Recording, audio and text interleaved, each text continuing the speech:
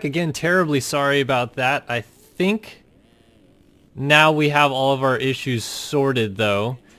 So if there's any issues from here on out, let me know. But we are back. Welcome to the opening round of the 2018 MXSEMF North America MotoOption Supercross Series. My name is Kellen Brauer, as you've probably heard me say 13 times tonight already.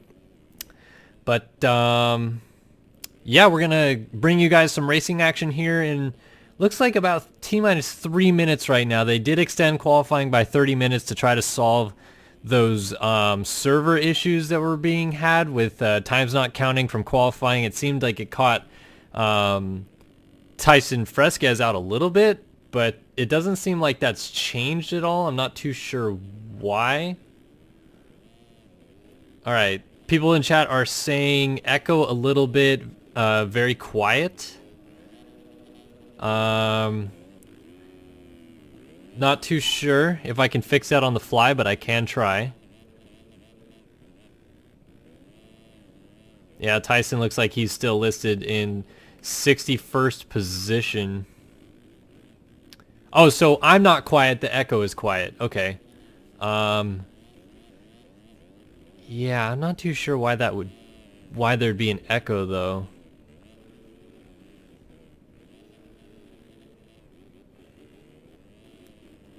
Okay. Well, if nobody has a problem with the slight echo, I'm just gonna run with it because, well, I guess I could go off the air again and try to solve it, but I think I got it sorted for now. Like I said in chat too, I'm getting a brand new PC tomorrow, so this issue will definitely not happen next week. It seems like it's more something on my end, and I'm really not too sure what. It's kind of frustrating, but for now, I've got it sorted, so I don't really want to touch it. But yeah, just to go over qualifying just real quick, like I said, doesn't look like Tyson Fresquez caught on to that change, or really anybody. It seems like qualifying still in pretty much around the same spot it was. Actually, times have gone down just a tiny bit. Our current fastest qualifier in the 450 division is Canada's Bryce Whelan on a 57.5, so he's obviously railing. Second place, Jack Haley on a 58 flat. Jesse Mullins in third on a 58 flat as well. He's actually tied with Jack Haley's time. And Alexis Leclerc, making his comeback to EMF Supercross tonight, is in fourth on a 58 flat as well, but a higher 58 flat. And then Colton Mitchell, the rookie, moving up to the 450 class tonight, is in fifth on a 58.1. Looking at the 250 West division real quick, we've got Russ Chapman topping the timesheets over there. He's running a 59 flat, or a 59.5 flat, I should say. Jake Rose at a 59.7. Matthias Janis at a 1 flat .4.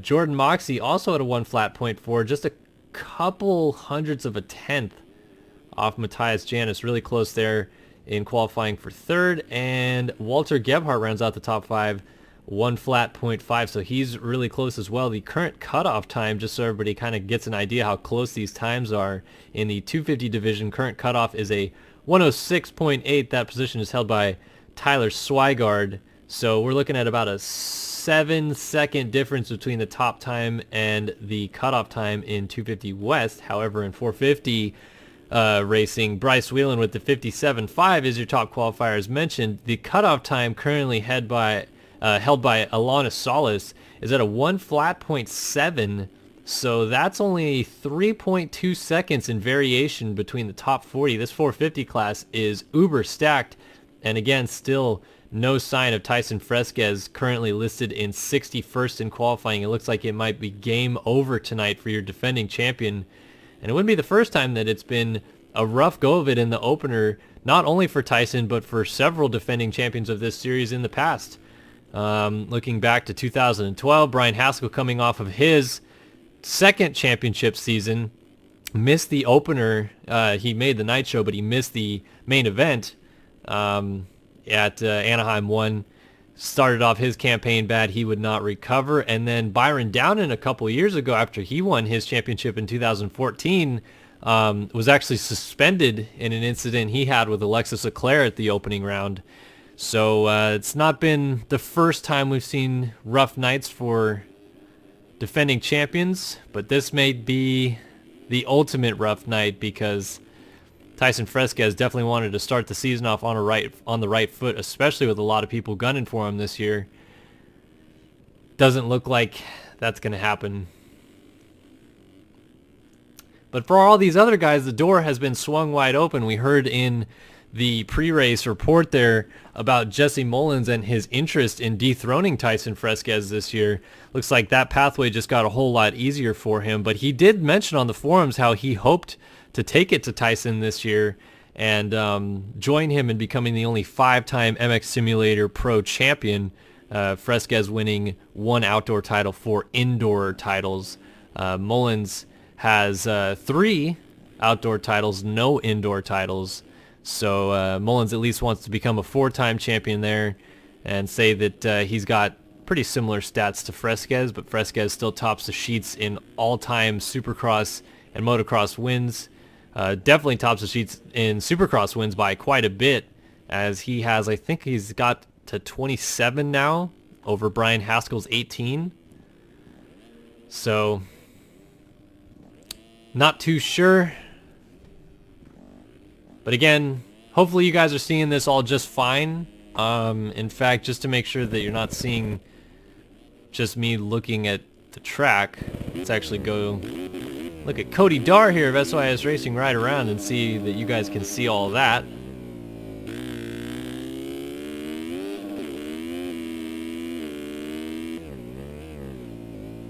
It's interesting, I'm hearing a lot of people talk about some white lines in the dirt textures. I'm not too sure I've really seen any of those. There are some scuff marks on the ground, but I thought that that was just the normal decal. Maybe they did something weird. Huh. Anyway, maybe while I'm here, to kill a little bit more time, that's actually worth my while, why don't I go ahead and quickly show you guys a lap of this track with moi. So you come out of this start gate, and actually I want to go back and talk about something on that start gate real quick. This graded start gate does not have a different traction file on it. In fact, it is stagnant. The traction is still the same. It's just for looks, so don't worry about that tonight. We're talking about a road, of course, which is not on right now, but it will be when the racing kicks off. Come through this first corner, and from what I can tell, people are 3ing into this section and quadding out. I just go for a 2-2-3 option there just because I'm kind of rolling through. Come out of this corner and then you go 3-3-3 through this rhythm section. I heard about some people maybe going 2-3-4, but I'm not too sure that would be faster. Come out of this corner and you single over table, triple onto the table and off, Supercross triple. Or you could also go on-off quad. Gonna be a mix of lines there. Got a the longest whip section on the track is right here. It's right before the finish line. It's about half the length, pretty much of the infield. If we were playing, if the baseball field was still there, it'd be from home plate to the edge of the infield is where those whoops are. Then you come over the finish, double, a double out of a U-turn, and then another set of whoops. I'm just gonna roll through these guys. Small double before the Supercross triple here. Get stylish for the fans. And then a long sweeper that has a little hump coming back onto the start straight. That's one lap around Anaheim 1 tonight. So you guys will see these guys ripping it up here in just a second. I think they're still maybe trying to figure out a couple issues that they were having. Not 100% sure of the problems at this point, but obviously we kind of knew that this was a possibility with the EMF crew taking over and it being a huge undertaking having to take on 2 series because as some of you may know, they are still running the European Supercross series as well, which they had ran in the past. And that is basically at a more suitable time for European riders to race, which is, you know, roughly around this time at night in the USA for them. I think they get started around 7 GMT or so, which depending on the country is either 7 or 19 GMT, whichever you want to say. That would be around, roughly speaking, 11 on the West Coast and 2 on the East Coast in the middle of the day. So that's why they still run the European series, so that the Euros don't have to stay up forever like they would tonight if they're racing this series. Tyson in 2nd place. Oh my gosh. So they must have figured out what the problem is with the servers. Fresquez must have just stayed in one server and just been motoing down laps. He is actually 2nd qualifier at the moment, so not too sure what happened there. 57.9 moves him up to 2nd ahead of that tie for 2nd previously between Jack Haley and Jesse Mullins. So Fresquez now only 4/10 off of Bryce Whelan, who still is your fastest qualifier, but that means that Fresquez is in. So all this stuff we were talking about Fresquez maybe missing the opener, the door being swung wide open, well, that's shut for a lot of guys now. But that still does give people the possibility to race him tonight, and gives us watching the broadcast a very interesting idea of what the season might look like. We have a UID grab coming in 3 minutes. I'm not too sure how long ago that was, but at 3 minutes from now is going to be 41 after the hour.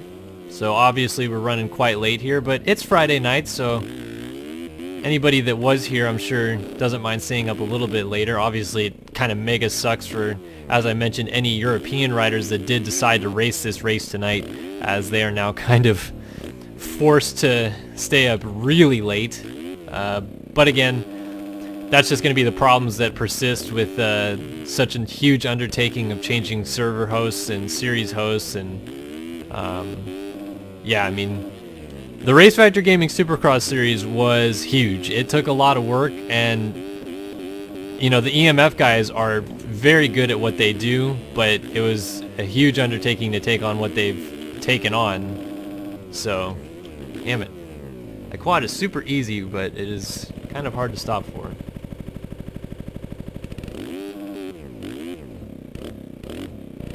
They're kicking everyone out of the server who isn't in the race. Well, I'm not racing, but I sure hope they don't kick me out. That would be kind of unfortunate.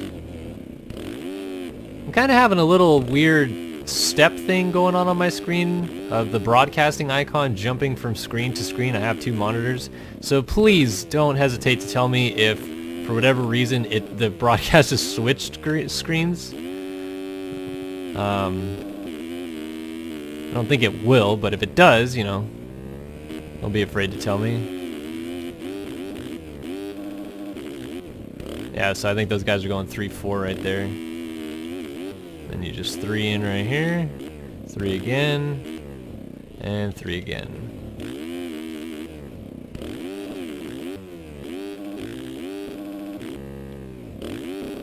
This track's pretty fun, I must say. Good job by Stephen Barrington, Chris Riesenberg, and everybody in the now MXSEMF track crew for putting this one together. See if I can pop this quad up. Nope.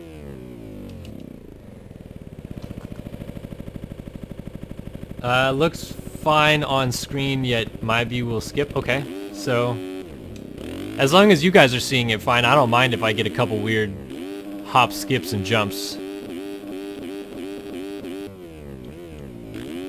I'd rather you guys be able to see it than me. It's kind of what the point of broadcasting is, right? What gearing do I run? -2.2, which is -2 +2 for anybody that doesn't get that. But yeah, it's kind of the in-between, I feel like. Like, I know a lot of people run -1.1 or -1.0, which is more of like a good middle range gearing. But that just makes the 450s like kind of bog a little bit too much for me, which honestly is kind of a good thing. You have to kind of ride these bikes a little bit sluggish to go fast, especially in the corners, because you get the bike to sit a lot better. But I've always just been comfortable with running the -2.2 just because it's got good acceleration. I don't mind shifting gears a lot, so I'm fine with it. There's the quad. Yep.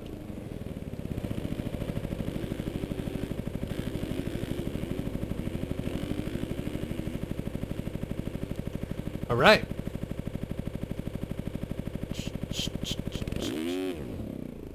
Holy cannolis, there's 221 people watching this stream?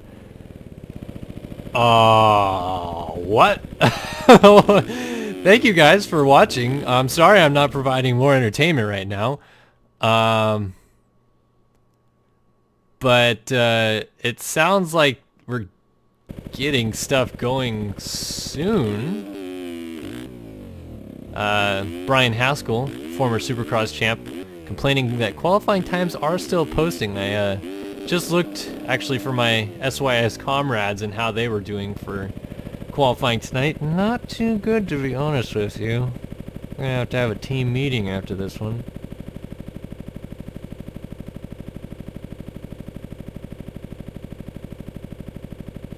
Yeah, at the moment, only one of them is gonna make it, and that one person is Brian Haskell. And he's on the bubble. So I don't know what happened. We're gonna have to rework things, I think. But here is Anaheim 1 and all its glory. Good to see a lot of people dropping by and hanging out in chat to keep me occupied. I wish I had more news of what's going on, but right now we're just kind of in a holding pattern here. It looks like they're trying to get things organized. We were told 5 minutes ago they were grabbing UIDs in 3 minutes, but qualifying seems to not have closed yet. So maybe they're trying to get that sorted.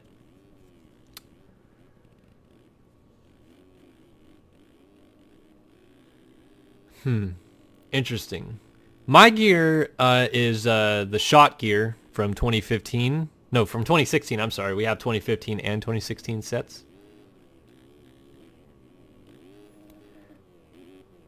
So, that's the gear we're running. What else can I talk about? Well,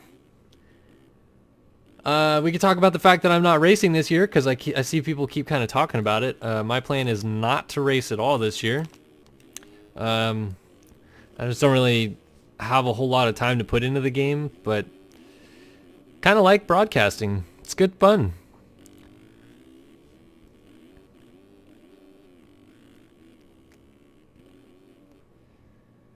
Yeah, definitely excited to see where a road is going to go tonight. Maybe that's another problem they're potentially having right now, is trying to get a road sorted on the server. I wouldn't know why. All right, Consolation Race announcement. And oof. That's a lot of big names going to the Consolation Race. So actually this will give me a good segue, which too late. So sorry, Charlie. Well, actually I don't have time. Yeah, I don't have time.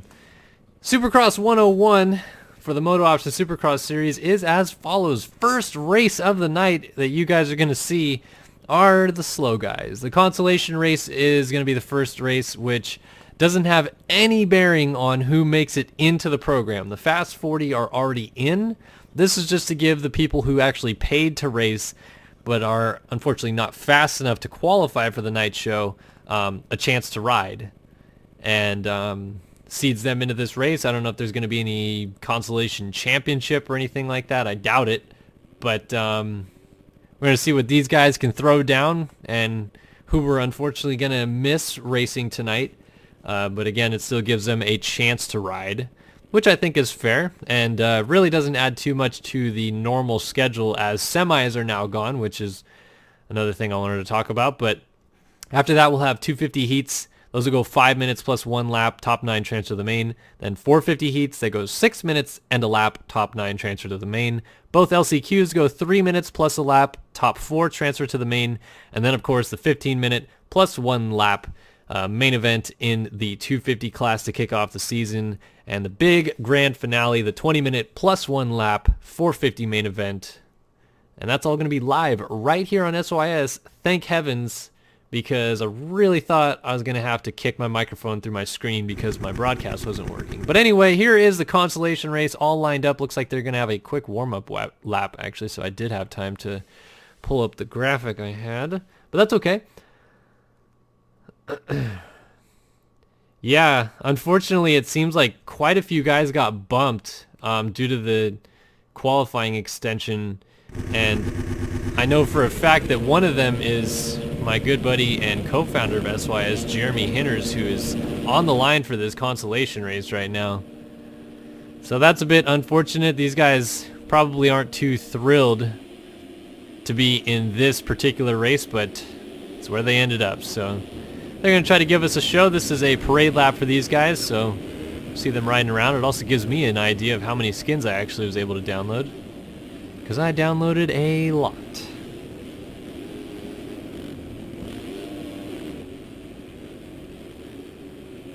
D Davis already calling me out in chat.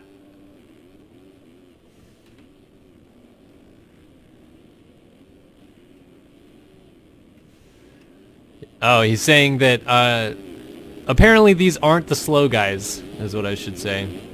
I mean, look, they're pros. A lot of them are faster than me, to be fair. But if you're talking about the fast 40, wouldn't this be technically the slow 20? I mean, what's fair is fair.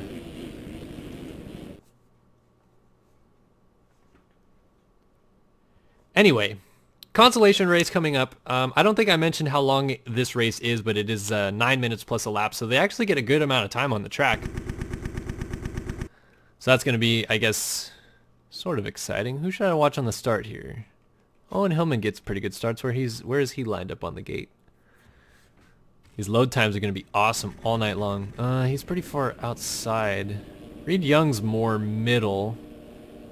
I guess we'll watch Reed Young. So here comes the consolation race. This is going to be 9 minutes plus a lap, and it's basically just for fun. So we're kicking off the year with the Consi. Looks like I picked Owen Hillman pretty dang good, because he's got a pretty good start. He's going to squeeze everybody off and try to get this whole shot. I'm sorry, I was on Reed Young, not Owen Hillman, but he doesn't get the whole shot. Instead, Jeremy Hinters triples his way into the ground. He had the whole shot, gives it back to Reed Young. We got Blake O'Brien, Jake West, Jack Gatland. And this is also kind of interesting, and I feel like this is going to be really fun to watch about this race. They actually combine 450 and 250 guys, so we have 250 riders out there as well. I think it's probably mostly 450 since most of the signups were in the 450 class, but kind of cool to see that they mixed it up. So Reed Young's going to lead him through on the first lap of the race, but again, this is 9 minutes plus a lap, so we're looking at about 50 seconds into this thing. Still got a long ways to go here.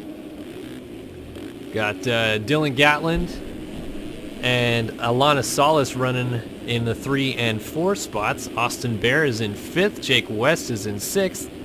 Jack Gatland, Jeremy Hinters, Daniel Mills, Ethan Parks, Dylan Copeland. My goodness, some big names missing out tonight. That is frustrating. Sabrina Ritzler, MX Simulator's fastest woman, on the ground with Zach Dupuis and several others. We have a former national champion in Zach Dupuis and a former race winner in the Premier class in Sabrina Ritzler in this race tonight. This is a freaking consolation race. I mean, that's pretty unreal. We have a battle for the lead going, though, as Blake O'Brien is trying to sneak up onto the back wheel of Reed Young. This race does have a road. So actually, this is kind of cool because this gives me the first idea of how my computer will handle a road, which so far so good. I'm running at a solid 125 frames a second. I can't complain. But I'm not too sure we're going to see a road really wear in too much. And for those of you that are probably going to ask the question, yes, in warm-up mode, I do see the erode as it comes in. I just have to be in the server for the start to see it from the beginning, obviously. So if I get booted or timed out or whatever, I'll miss some of the erode, I guess. But right now we're seeing all of the erode, and we're seeing all of Reed Young and Blake O'Brien's face piling into those jumps as they both go down up front. So that might give Dylan Gatland a chance for the lead. It's now a 3-rider battle up front, but Gatland made a small mistake. So it's back to just these two. Actually, we got like 4 riders all mixed in here as Alana Salas kind of brings up the rear.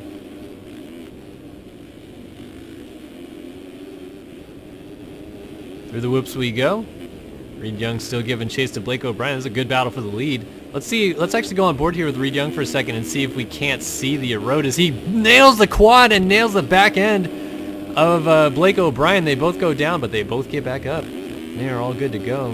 I am not seeing any of the erode. Well, the whoops look like they have a little bit of a kick on them. Oh yeah, that corner has a small bit of it as Blake Bryan goes down. Blake O'Brien, I apologize there. Yeah, it's there. I mean, they're kind of notching off of it awkwardly. I know the MXSEMF track crew did a really intense amount of work to get it to try to work, as now Reed Young goes down up front. So Alana Salas to the lead, and Salas almost goes down. So you can yell at me all you want, Devin Davis, but this appears to be the slow guys right now. Jake West is creeping up in there. I don't know why I don't have his skins. I definitely downloaded the iLab stuff, so maybe he messed up. Reed Young has Dylan Gatlin challenging.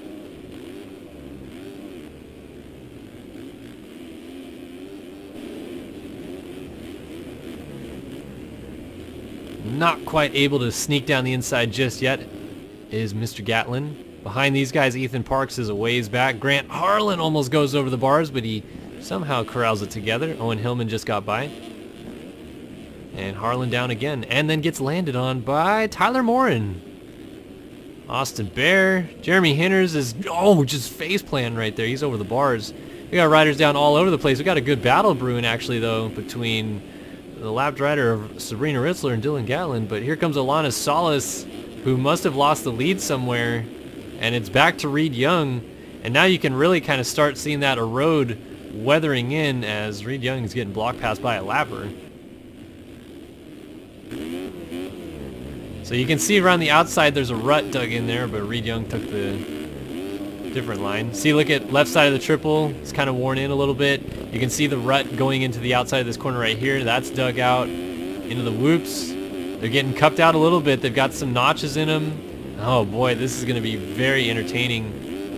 And then this jump on the right side is now really built up because the dirt's being pushed. You can see the erode really well in the first corner, which is why I'm going to stay on board with Reed Young until we get there. Man, those whoops are getting some gnarly cups in them. Oh. On the inside, hugging a line there. But so watch coming into this corner, you'll see right here the lines start kicking in, and then there's a big rut around the outside where everybody's hitting it. And they go 2, 3, 3, 1. I want to see if he goes to the outside here. Oh, rider down. I think that was Hinters. Yeah, it's triples to the outside. You see that rut really dug in right there. All that stuff wasn't there at the beginning of the race, folks. That's what erode is bringing to the table.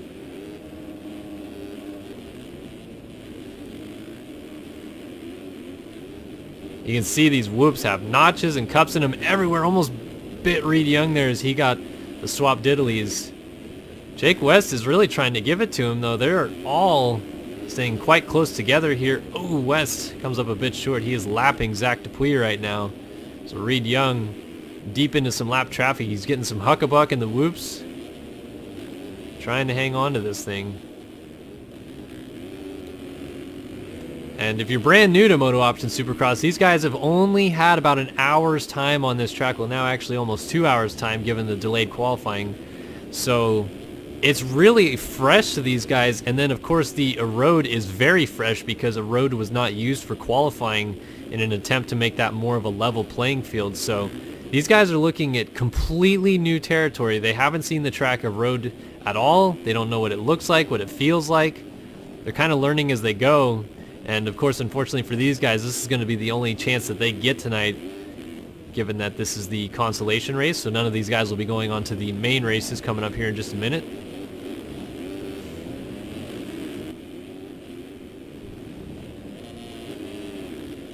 Reed Young continues to lead. He is nailing that quad and taking out somebody.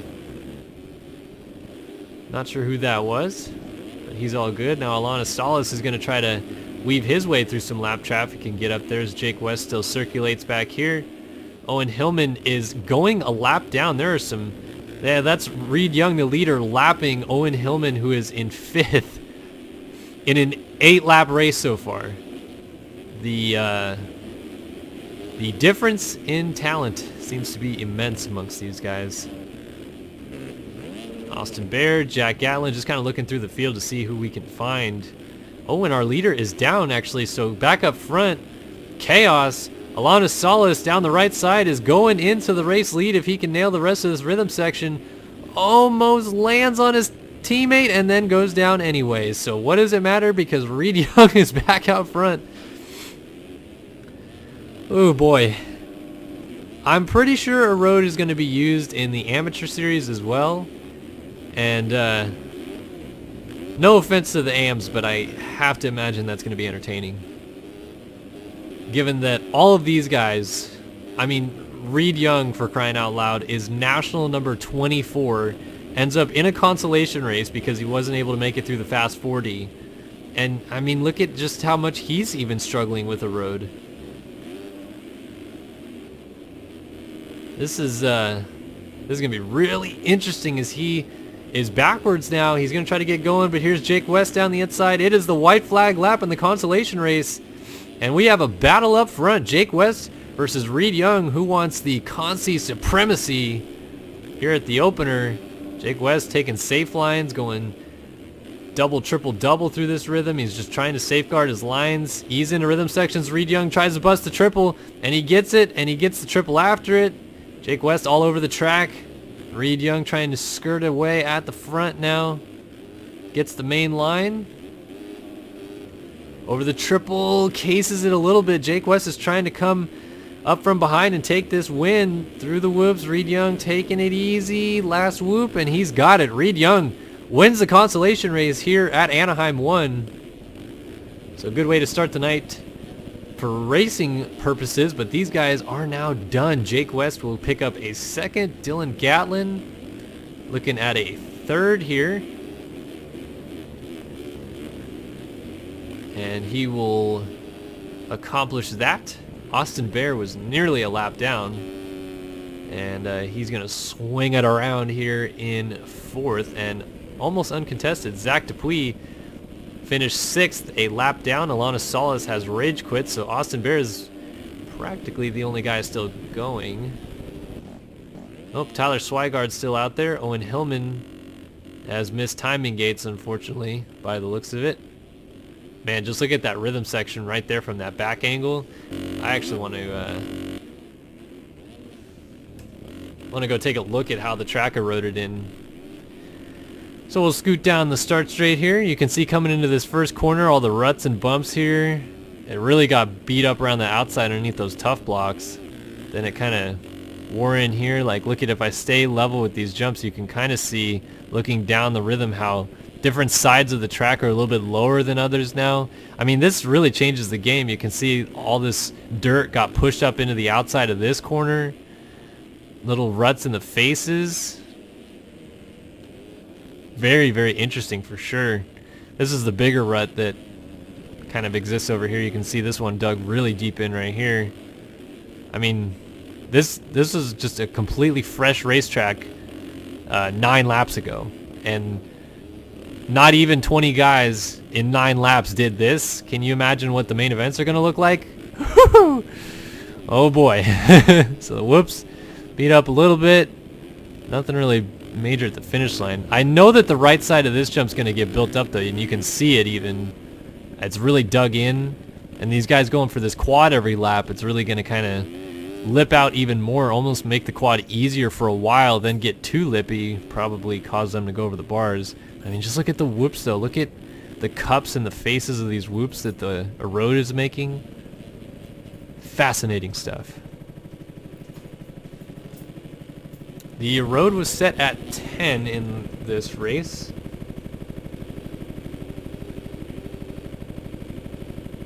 Apparently. I thought that they were going to use it on 4. That seems like what they used. 10 would be exaggerated quite a bit.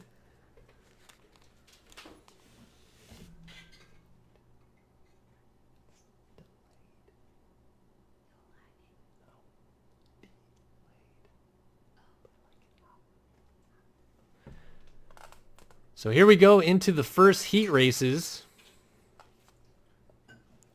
250 Heat 1 will be coming up first. And in that should be your second fastest qualifier, Jake Rose, Jordan Moxey, Sean Klein, Colby Eglund, Greg Leake, just to name a few. Should be. We'll see. I know my loading times are going to be atrocious just because this is going to be full gates, a road, and unfortunately probably some 4K skins because, you know, why would you run 2K skins? 4K looks so much better. So we wait and wait and wait and wait. All right, there we go. I imagine I timed out though. Yep. All right. Disco, Rico. It's okay, these guys are only on a parade lap. All right, so now this is the 250 heat number 1. That's going to be out there. Sean Klein not running his skins because I have everything but his bike, so he's obviously not running his team skins. That's unfortunate.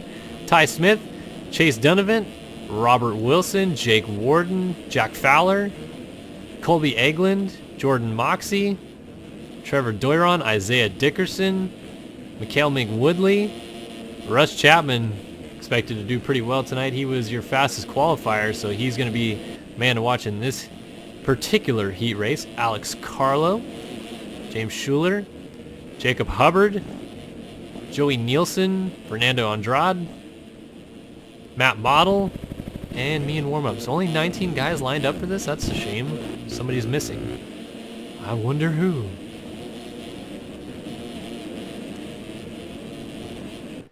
Anywho, coming up right now, right into your living room, 250 Heat 1, so the real racing, the real action of the night, the stuff that matters. This is for 9 spots in the main event is on the line here. We're going to see who is going to come out on top. Looking at Ty Smith here on the Transmoto ride. It is time to drop the gates on the season 250 West action from Anaheim.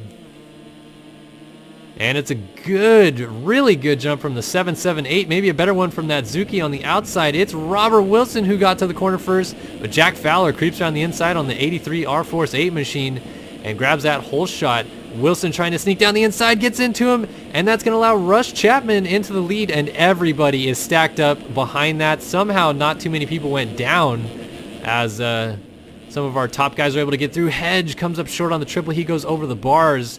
We got a pass back there, but up front, Russ Chapman leads the way on his iLab.com Husqvarna.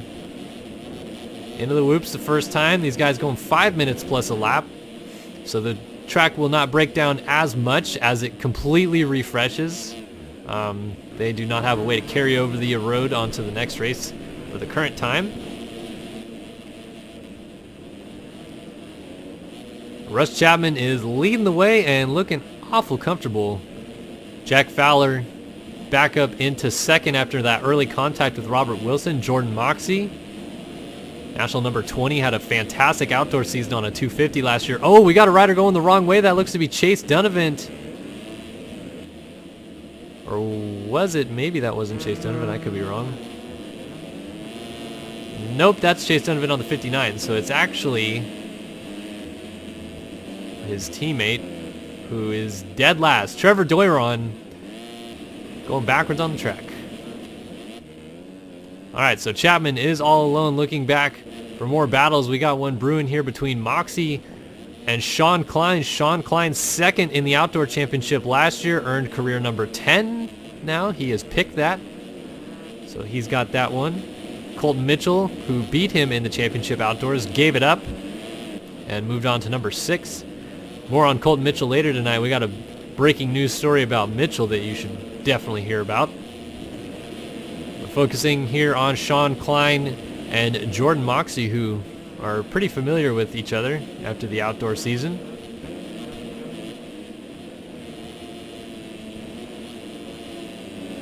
Klein looking for a way down the inside, and they're both kind of creeping up there on Robert Wilson on the 269. All these guys comfortably in transfer right now, so you'd expect them not to take too many chances. As Jack Fowler was down, he gets up completely sideways in the track. Fortunately, he didn't take anybody out, but that allows Jordan Moxey to pull alongside Robert Wilson. He's looking for the move down the inside. Wilson's going to tuck to the outside. Moxie's going to roll table over single, and looks like he may have got that pass completed. He does, as they go over the triple dualies. Oh, and contact. Wilson up and over the bars and disappeared for a second. That was interesting. But he has gone down. Hopefully he doesn't lose too many spots. Looks like he's going to remount in about the 7th spot. Oh, and then we got more riders down at the end of the whoops. That was Moxie, who just made that pass. He seems to have come together with Alex Carlo, who's making mistakes. And Ty Smith is getting up into the mix. Ty Smith, as you can hear by that buzzing noise, is on a 252 stroke. One of the few features that Race Factor Gaming added to the series last year that EMF has now carried over is you can run a 252 stroke in the 250F class. That was one thing I kind of took advantage of last year in the 250 East Championship, but Ty Smith is working on taking advantage of here.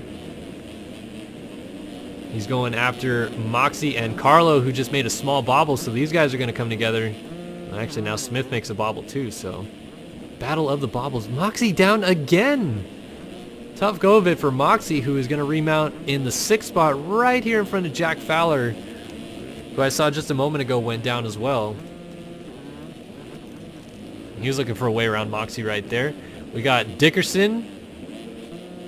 He's running in the 8th spot, and the last transfer spot right now, the 891 of Colby Egeland.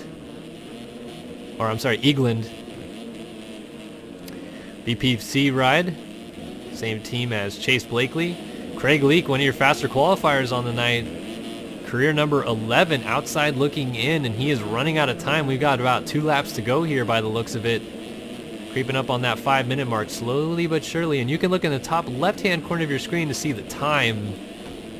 It's mixed in together with my ping, my FPS, and the fact that I'm sitting down. I should probably get rid of that. Oh, Isaiah Dickerson was off the track. That's going to gift Craig Leake the final transfer spot as he squeaks on through.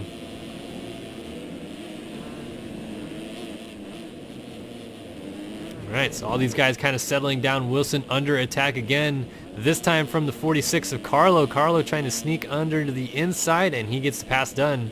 I think Wilson right there, probably not interested in taking too many chances. He just got together. By the way, more dualies. Oh, Wilson down again. Same spot. He just got together a lap ago with Jordan Moxie, who, as you see, goes right back by right there.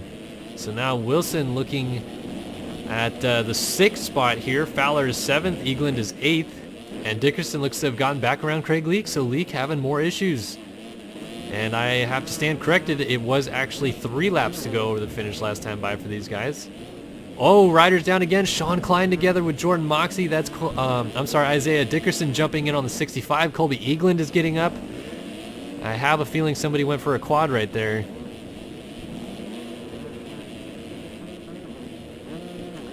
Oh, and man, these guys can't stay off the ground. Moxie and Klein nearly come together. Almost again over the Supercross triple. And Moxie holds down the final transfer spot now. Jack Fowler outside looking in, as is Chase Donovan. So things have changed all up. Still comfortably out front, nailing this quad in this corner. Russ Chapman, he is the man on a mission, and the white flag is waving for him. He's got a good, comfortable, almost 20-second lead going on right now over Alex Carlo. Good heat race. Looking to go in the books here for Russ Chapman. Robert Wilson finds himself up in 3rd after 2 crashes. That's another thing a road I feel like is going to change a lot of. Back in about 2011, 2012, it was pretty standard for guys to crash at least once or twice a race. Now, with the ultra try-hard days changing things, how racing happens and stuff, guys are able to just get used to the track and do the same thing over and over and over again. And sometimes we had guys never fall in a main event, which was very rarefied air. But now it seems like guys are going to crash a little bit more due to the unpredictability of the track. We'll see how that plays out in the main event later tonight.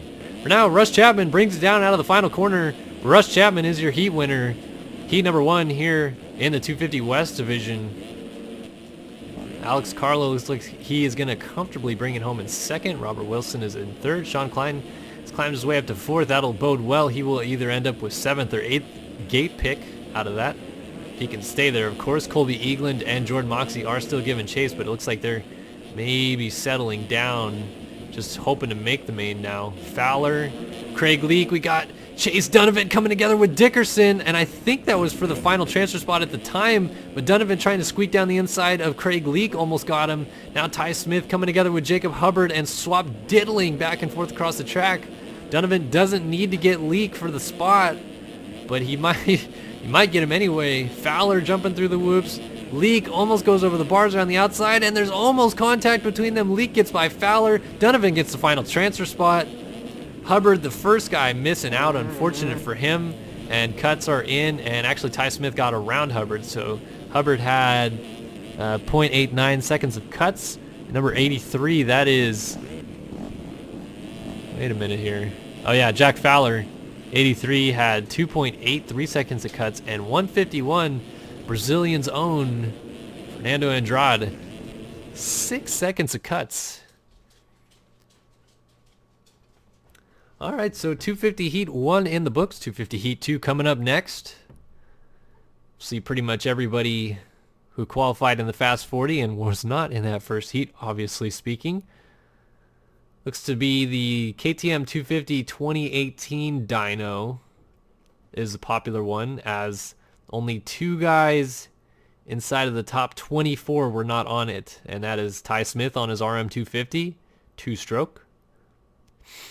And Matthias Janis on the Husky 250, who we will see coming up in this heat race right now.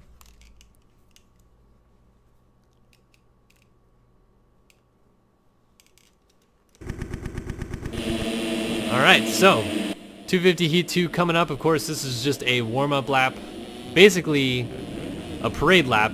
Why do they do this if you're new to MotoOption Supercross? It's essentially a lineup check. They want to make sure everybody loaded in comfortably. As you saw just now, it took me quite a while to load in, and there's a potential to time out of the server if your load-in time is too long. So they just want to make sure everybody is actually loaded in fine, everybody's on the gate that should be, and that everybody who paid to race actually gets to race in this race right now. So, here we go. 250 Heat 2 is on the line. The revs are up, and the gate is down. Good start from the 58 machine. Hughes got a pretty good start down the inside as well. He might tuck in and get the whole shot here. He is almost going to do that. It was a near tie as Jake Rose from the outside rips it. So Architect's own Jake Rose out to a big hole shot in early lead. Nick Usick sits in second with Walter Gebhardt, Logan Leitzel, Tyler Lewis all in the mix. These guys trying to sort themselves out early. Dakota French. Oh, we got a rider down. That, not sure who that was. Man, all these guys are all really tied together. Just shooting up front, though. Jake Rose, the Brit. He's going to lead the opening lap here. He is already under heavy pressure from the 31 of Walter Gebhardt. Oh, Gebhardt went for the quad, and he is toast up and over the berm. Leitzel squeaks on through. Tyler Lewis, Dakota French, Stefan Guido. Gebhardt getting back going, almost gets cross-checked there by Chris Channing. We got Penwell, Dale Mullins, Tyler Fry, Nick Usick, Gustavo Diniz, Matthias Janis, who is a fast qualifier. He's down with Diniz. Charles Gable and Zoe Cross squeak through, as did Devin Ryan. So we've actually got quite a few of the heavier hitters mixed back here. Again, anyone new to the series, the lower your number, usually the better the rider you are. Tyler Lewis raced all year last year, earned number 35. Dakota French ended up on 93. Logan Leitzel, some of you may remember, he won the last round of the 250 championship at Indiana. That was over 3 months ago. He's expected to be a player in this series. And he's just trying to be a player in this race right now, getting onto the back wheel of Dakota French. Very interesting how the different lines are playing out through that section right there. Some guys trying to go for the quad, others double-doubling. Some guys like Leitzel there, triple single. He's really giving it now to French. Now he's going to pull alongside over the triple. French still has the inside line here, so he's going to hold on to it, and Leitzel almost lays it down, gets back going right in front of Walter Gebhardt here. We'll see how this plays out in the first corner. Gebhardt trying to shoot the inside, almost cuts the track doing so. Now he's going to try to sneak to the inside again. Nope. checks up, thinks better of it, and they both are going to try to triple their way by Dakota French, who's making all kinds of mistakes. These rhythm sections, again, starting to get worn in just a little bit. These guys having some issues. Ooh, Leitzel trying to cross across the track, almost cross jumps Dakota French all the way down the straightaway. French might not like that. Nope, he's okay with it. And here comes Gebhardt down the left side of the whoops. He's got a good drive on French. He sneaks down the inside and puts him on the deck. Saw that one coming from a mile back, and French is going to have to regroup. Fortunately, it looks like, yes, he will not lose a position. Tyler Lewis is right there, though, with Nick Usick and Stefan Guido.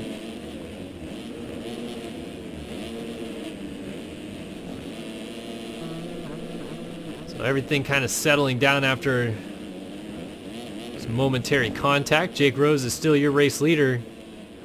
Number 58 Architect Machine. Looking awfully comfortable. Seemed confident when I talked to him earlier today. I think that confidence is just carrying on. Of course, a lot of these guys will see racing the MXSEMF EU Series, the European Series. First round of that series, I believe, is this Monday. Oh, Rose getting some huckabuck, but a good save. Gonna have to see a lot of that from guys tonight. These whoops are getting mad cupped out. I know there are different erode settings on the whoops, on the triple faces, and in the corners. I would have expected the whoops to be harder, but I guess they're trying to let them soften up and maybe break down a little bit more when it comes main event time. The track designers are able to control how much each obstacle erodes. In this case, it looks like the whoops are going to be a nightmare and a half come main event time. So Rose looking comfortable up front. Dakota French is in second. Nick Usick in third. Tyler Lewis is fourth. Stefan Guido in fifth. Devin Ryan is sixth. So across seventh. Leitzel eighth. And Gebhardt still battling it out with Leitzel into turn one. Gebhardt's going to squeak down the inside and try to take him out, but miss. So Leitzel's going to fight back. Will he look at a potential pass here? Not quite. Now Gebhardt's going to try to triple his way past Zoe Cross. Couldn't quite make it work. These guys are all comfortable in transfer spot. Reese Harris, though, making his debut ride tonight. Outside looking in. He wants to make it into his first ever main event. But right now he's got to get the grit between his teeth and try to make it happen. These guys are battling in front of him. Oh, Zoe Cross is off the track over the berm, so Harris is going to get by for that final transfer spot. Zoe Cross, a terrible track reentry. Horrible, horrible, horrible. They're going to have to learn how to change that up. But Reese Harris now sitting in the final transfer spot. See how he's able to fare. Probably going to have one lap to go next time by. Stefan Guido, Logan Leitzel, Walter Gebhardt, all these guys still kind of mixed together, so anything could happen with these guys as well. Gebhardt continues to case that triple into the rhythm. But he is going after Tyler Lewis, and he's getting this triple in right here. This line here, if you can go 3-3-3 in this rhythm section, it is big, and down off the track goes Devin Ryan. Looks like he got together with his teammate Tyler Lewis. Let's see where he gets up. Will he get up? He is behind Reese Harris, so he's in the last transfer spot now as the white flag is out for your race leader. Zoe Cross has got to try to find his way back in.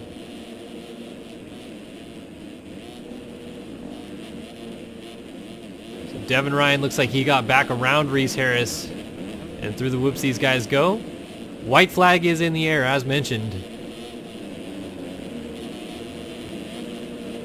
So can Harris hold on as Tyler Lewis gets back on the track side by side with Devin Ryan? Coincidental enough, these guys battled each other so much in outdoors last year. They ended up being number 34 and 35, and they're still on the same team. So I think there's only going to be more battling between them. Right now it's a battle of who can stay in the transfer spot the longest. They got Reese Harris giving them fits. Nick Usick is right in front of him. Stefan Guido, Logan Leitzel, Walter Gebhardt, Dakota French.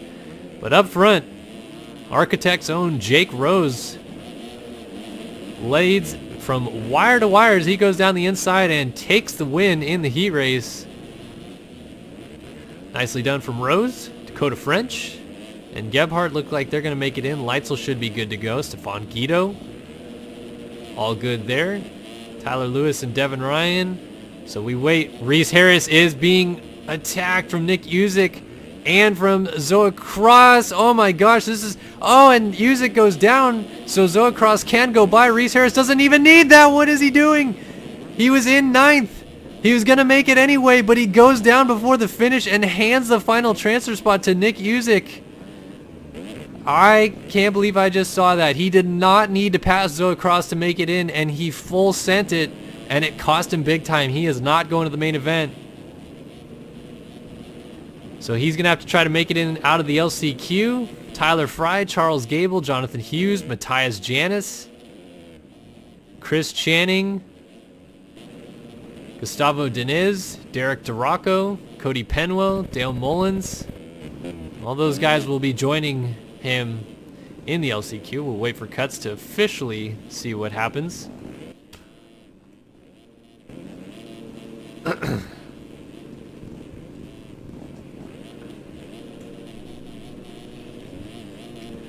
All right, so Jake Rose, unofficially as mentioned, has won this heat race. I'm assuming that's going to stay that way. I don't think he had more than 12 seconds of cuts, and it does. Rose confirmed winner. French, Gebhardt, Leitzel, Guido, Lewis. Lewis lost the spot to Devin Ryan, Zoe Cross, and Nick Usyk going to the main event. Reese Harris and the others headed to that last, chance qualifier, which we will see coming up in probably about 30 minutes. But first, it's time for the big dogs. And boy, are these guys going to move some dirt. The 450 class coming up, 450 Heat 1 should be on the line. Or about to be on the line. This one should feature not your fastest qualifier, although the first race of the 250 class was the fastest qualifier. So let's just assume that they're doing fastest qualifier first heats. And that would be Bryce Whelan, mixed together with third fastest Jack Haley, fifth fastest Alexis Leclerc, seventh fastest Jeremy Shipley, ninth fastest Josh Williams, Tyler Schmidt, all those guys mixed in there. Man, still blows my mind how some of the fastest guys in this game ended up way down the list in qualifying. I mean, Adam Holm won the last outdoor race we had, 27th in qualifying. That's incredible. Cameron Lee was expected to do well here tonight. He was 23rd fastest. And again, qualifying is no indication on how they're going to race. There's been many times I've seen guys qualify way down the field and end up on the podium. So, oh, right. Well, if he is in this race, which he probably won't be, Colton Mitchell's kind of a storyline tonight. It seems like he's going to be okay given that he qualified 6th fastest, but he's kind of expected to be... Oh, this race is already on the line, so I'll talk about Mitchell when we get to him. Either way, this race is ready to go. Mitchell is on the line here, so we'll see how he goes. But the gate is down for the first 450 heat of the night, and the 18 of Bryce Whelan, the fastest qualifier, sweeps in, gets the whole shot comfortably, and behind him is a mixture of guys. Dominic Tiberino is in there, Tanner Rogers, Brian Haskell, Thomas Sillick, and then the man that I'm talking about here, Colton Mitchell, had a vicious crash in real life earlier this week. Oh, and he has a vicious crash right there. But as I understand it, he broke his collarbones severely, his arm severely, broken elbow as well. Wasn't even sure he's going to be able to hold a controller to make this race tonight, but the last I had heard was that he was possibly in danger of having limited or no movement in his arm in the future, which would have been a shame, but good to see he's out here tonight. So up front, your fastest qualifier, Bryce Whelan, is making things look a little bit too easy. We'll see what happens when the track starts eroding. And Dominic Tiberino is giving chase, though. And Tiberino, kind of an anomaly last year, didn't race much at all. But the year before that, raced a lot and earned career number 77 after he picked it. Oh, and he's going to take the lead as Whelan is down on the deck. So Whelan down. There goes Tanner Rogers. There goes Brian Haskell. Whelan gets going in the 4th spot then. Oh, actually, Tanner Rogers goes down. So Whelan up to 3rd. Austin Eklund is mixed in here. Rogers is going backwards in a hurry. He's getting passed here by Jack Zars. And Colton Mitchell across the top of your screen is in 17th. He must have had a fall. And rider coming in from off the track with another terrible track re-entry. That is Eduardo Simos.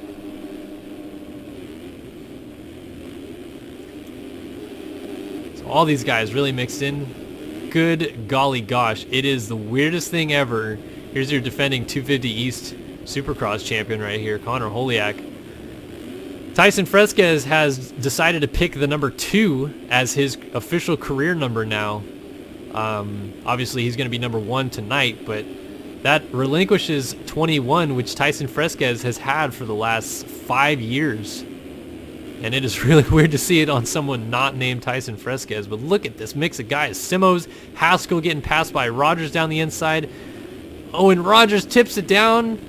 And more riders going by, so that a road already taking a toll as Rogers has crashed twice all by himself in bowl corners. So now Tiberino takes over the lead from Whelan. Brock Pearson is 3rd, Holiak 4th, Simos 5th. Mullins, this is the first sign we've seen of our outdoor champion. He's mixed in with all of his teammates, literally. Simos, Mullins, St. Laurent, all teammates here.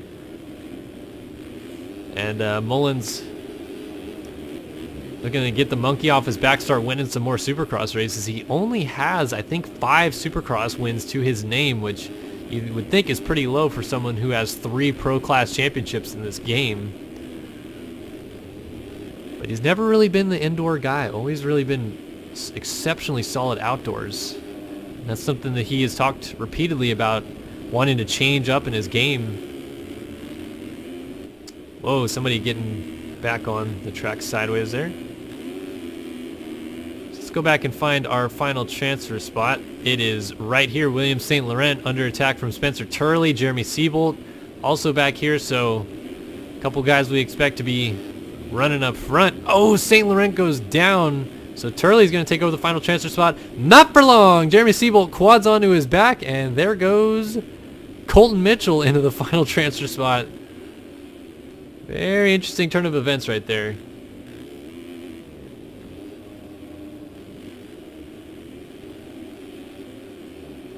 So Mitchell now holds down the final transfer spot, and he looks like he's kind of stiff on the bike, which is probably a product of really only playing one-handed. But he's trying to make the main event here tonight, which would be quite the undertaking. Look at this mix of guys here between Holiak, Eduardo Simos, Austin Eklund. Holiak going for a interesting line down the far right-hand side of the whoops there.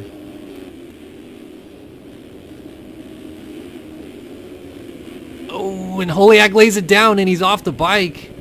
That will allow Mitchell through. Is he going to lose a transfer spot? Yes, he will. There goes Noah Baker into the final transfer spot. So the 413 comes out of nowhere, and he's up there now. Got to watch out for Siebold and Silic battling it out, but Holiak, defending 250 East champion, has got to go back to work here. So Mitchell works his way around Pearson, who seems to have gone backwards. Next target for him will be Austin Eklund. Eduardo Simos up here working on Brian Haskell. Battle of a couple OGs right here. Both of these guys winning races back in 2011. Haskell trying to hang on, gets the quad. So Simos has to rethink his maneuver there. Oh, we got contact in the background. Mitchell getting stood up in the corner by Eklund.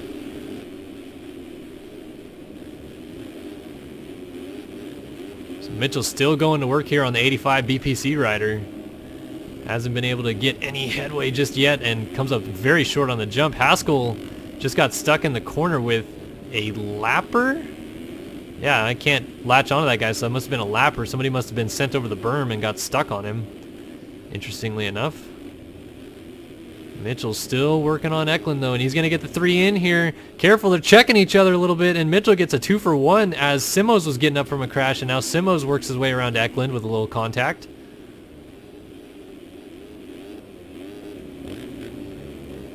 All right, so resetting things a little bit. It is Dominic Tiberino running his own pace up front. He's going to come to the white flag next time by. Bryce Whelan recovered from that fall he had. He is running second. Jesse Mullins is trying to go after him in third. These guys keep coming up short on that triple. That must be a product of them going 3-1 before the Supercross triple and not getting enough drive. So now Mitchell finds himself in 5th. Eklund is in 6th. Haskell in 7th. Noah Baker in 8th. And Eduardo Simos is in your final transfer spot right now.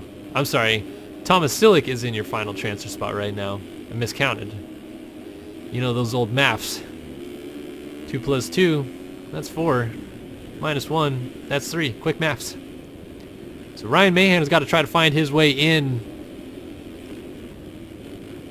Ooh, but he's finding his way off the track right there. Oh, and we got a couple riders down. That was Ryan Mahan and Thomas Sillick. So that allows temporarily Seabolt through. And he's actually going to get another freebie as Simos was down.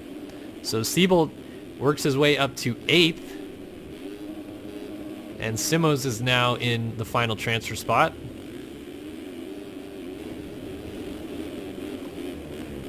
Yep, that is correct. I am not wrong. So Sillick has got to work his way up again. Mahan, Zaris, Richards, big names already looking to go to the LCQ. St. Laurent, Spencer Turley, Garrett Ulver, Tanner Rogers. Open up front. I missed the winner crossing the line. My apologies. Dominic Tiberino. Big old heat race victory for him, and he was so far out in front. That's probably why I missed him. So second place, Bryce Whelan is cruising this thing home. Jesse Mullins and Colton Mitchell got pretty close to him. Whew. That looked like it's going to be gnarly. He's going to just send it off the triple pretty much sideways. Austin Eklund, Brian Haskell, Noah Baker, kind of the surprise of this heat race in my opinion. I mean, it's in this class, triple digits going through, I feel like it's kind of an oddity. Brian Haskell was down, so Seabolt gets by him, but I think Haskell is still safe. Yes, he is. So Seabolt 7th, Haskell in 8th goes to the main. Simos looks like he's got a lock on this final transfer spot, and he does. And he looks pumped. Thomas Sillick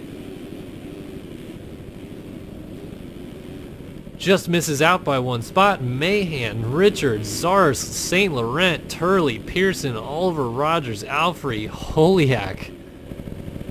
That is a stacked list of guys already going to the LCQ. So I've got to imagine a couple of these guys up here are breathing a sigh of relief. They are not going to the LCQ.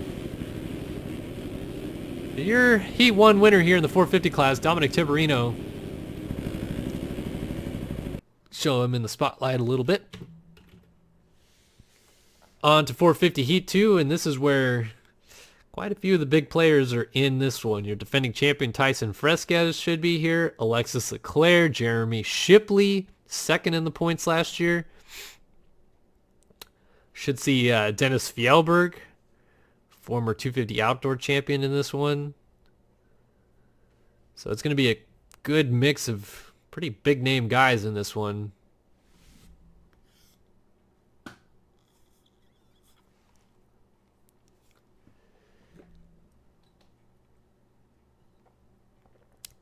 So how's everybody doing tonight? We having a good time? Good to see that Fresquez was able to get that qualifying server issue sorted. I mean, he was second fastest qualifier on time, so it didn't seem like it was his fault that he wasn't going to be in. All right, getting a quick restart going here. And here we go for 450 Heat number 2. These guys are on the line. They got 6 minutes plus 1 lap to figure out who is going through. And we're going to, of course, take a look at our defending champion Tyson Fresquez here to see how he gets out of the gate. 450 Heat 2 on the gate, set to go. More live action right here on SYS TV from Anaheim. Good start for Fresquez. Better one from the outside. Tyler Schmidt, the whole shot king, almost got it, but he lays it down. Instead, the 96 of Josh Williams comes out with the whole shot. Good start for him and for the Evergood team. Fresquez settles into second right in front of Jack Haley, who's getting triple passed by Jeremy Shipley, so Shipley finds his way through. I've seen a lot of good riding out of Shipley this offseason. He looks fired up to go after Fresquez for the elusive championship this year. Second place in the championship last year, and Huckabucks in front of him as Williams gets sideways, so Shipley's going to try to make some quick work of this. But Williams nails the quad. Nobody else could do it because they weren't sure if he was going to do it. So it kind of separates them out a little bit. Shipley, Haley, Fresquez, Fjellberg all mixed up here. So we got a good mix of guys right at the front.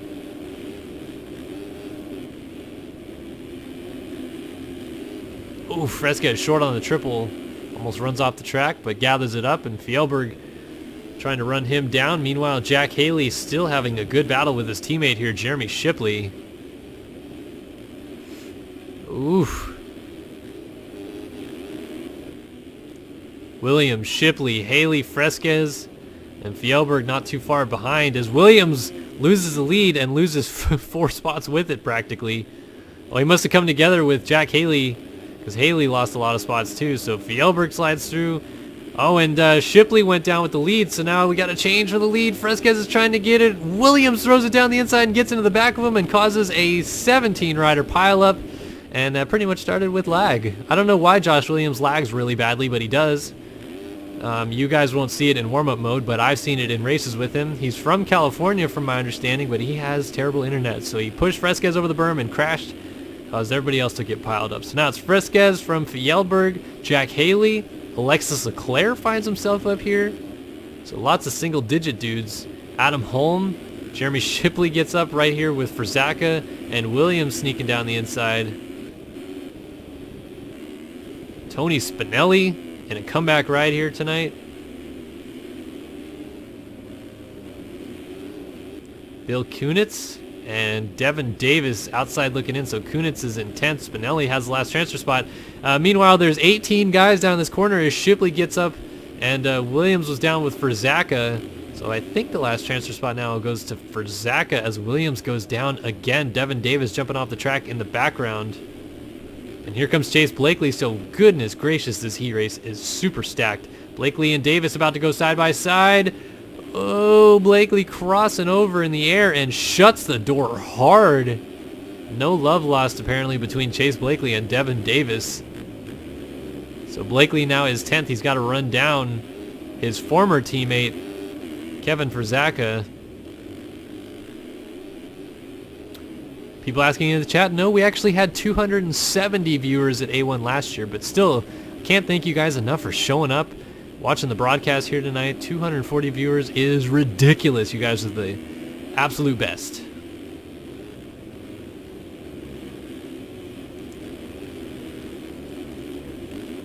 So Fresquez has gone backwards after an apparent crash. That now leaves Fjellberg leading with Jack Haley following. And Fjellberg is always throwing the sauce.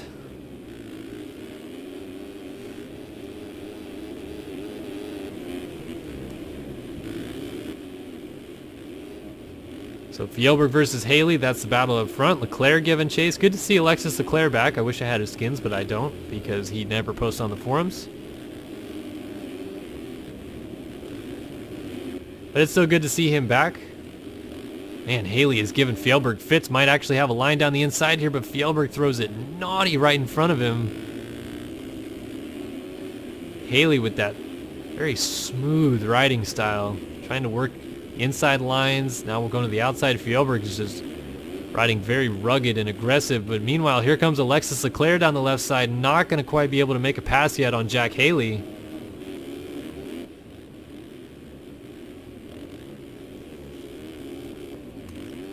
So now, oh, Leclerc off the berm.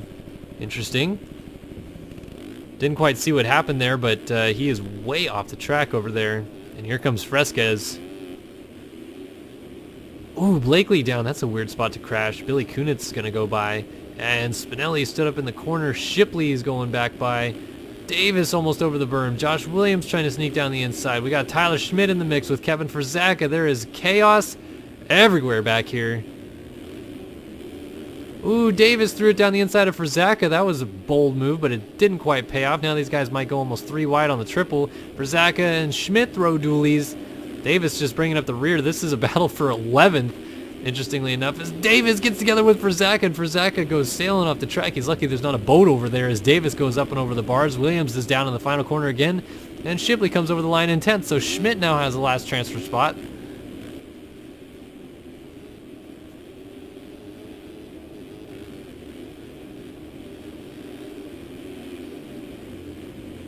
Ooh. Schmidt having issues though. So Spinelli in his comeback ride. I mean, Spinelli took greater than a year and a half away from the game and comes back and is good again.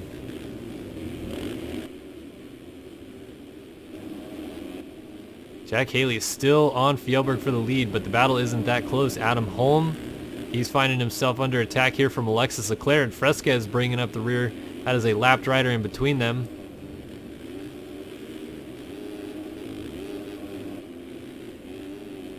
Got some Oppo dualies right there as Leclerc comes up short. I'm very surprised to see Leclerc throw style, but I dig it.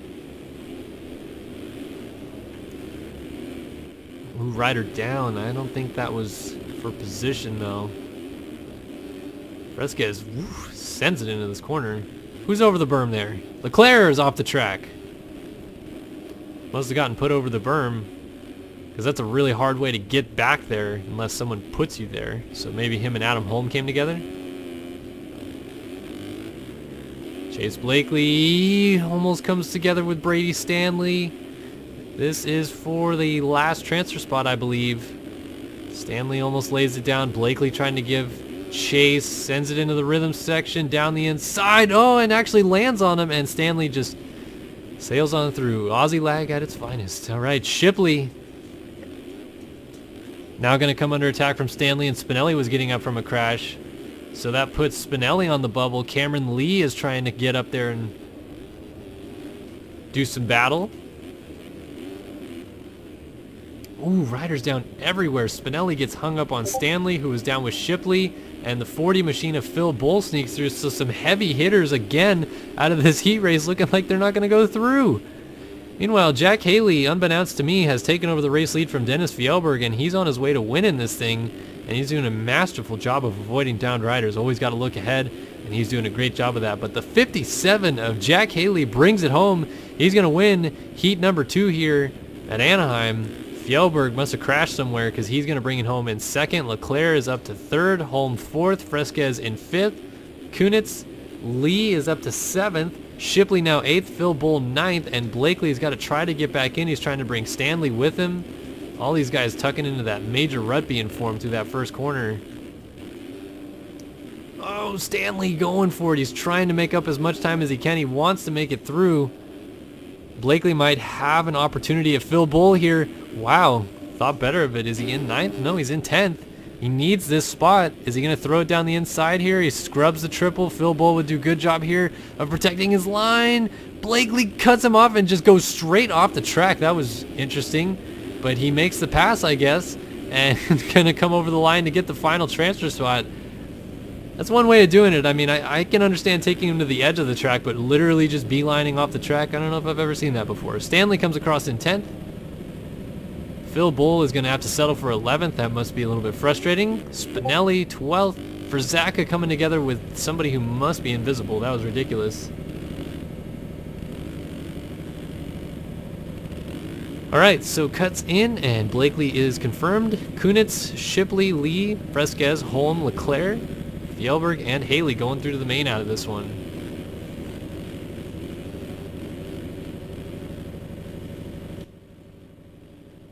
So we're going to have a break here.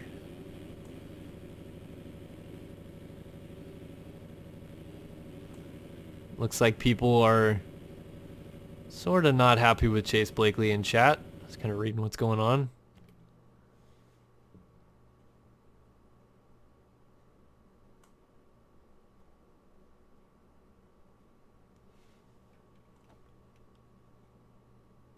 I don't think they're lowering the erode for the main event. If they are, I think that's pretty stupid. Because why would you do the same exact erode settings the whole race and that's how the track is supposed to break down, and then you lower it for the main. Like, I don't know. I feel like the track should break down a lot. We saw how badly they broke down in Supercross last year.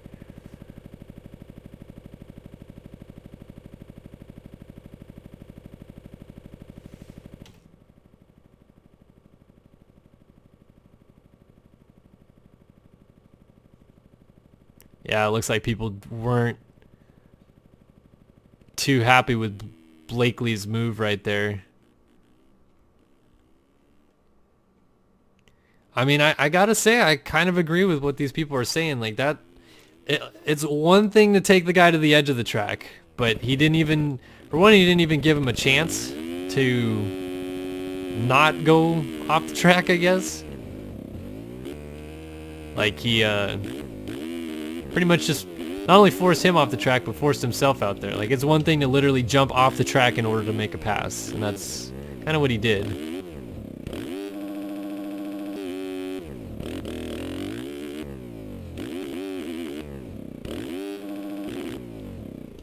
Yeah, I guess you can quad that.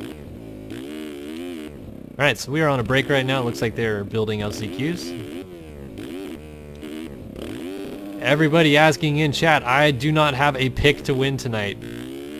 I'm not a biased streamer, as some would pertain to you to believe. Although I am a little biased towards my own teammates, but that's just, I mean, they're my teammates, and I don't think that they're even going to win. I mean, I have 6 pros on the team. Well, I guess you can exclude me. There's 5 pros on the team, and 4 of them didn't even make the night show, so...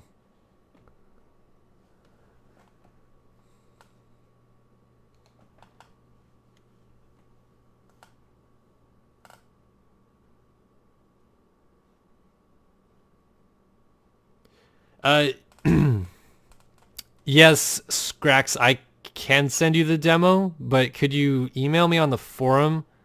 Because I think I know what your forum name is, but I don't want to guess. And just send it to some random.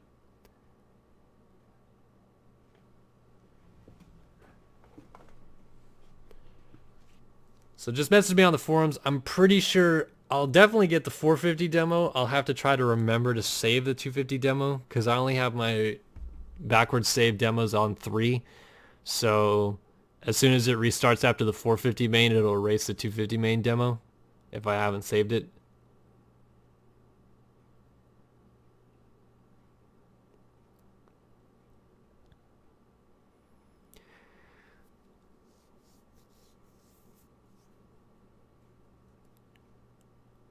All right, waiting on this LCQ build. Must have timed out, so I'm gonna disconnect and reconnect. And we're back. Don't worry, it's not the race yet. All right, so 250 LCQ coming up. This one is gonna go for 3 minutes plus 1 lap.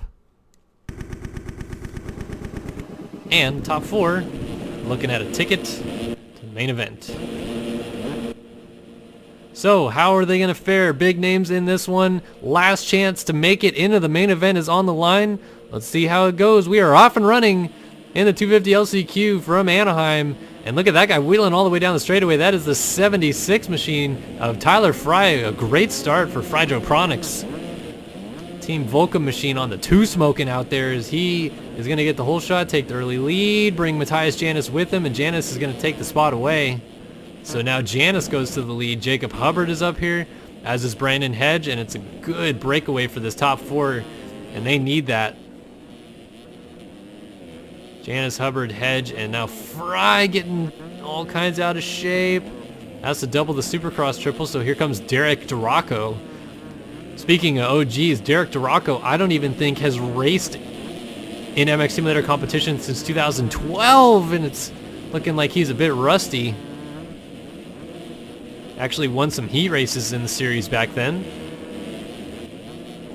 Now trying to make it into the main event in his first attempt back as Fernando Andrade has to take defensive action there. Mikhail Ming Woodley, Jonathan Hughes, Ty Smith, James Schuler, Chris Channing, Joey Nielsen. Isaiah Dickerson I feel like is quite a big name if he doesn't make it out of this one.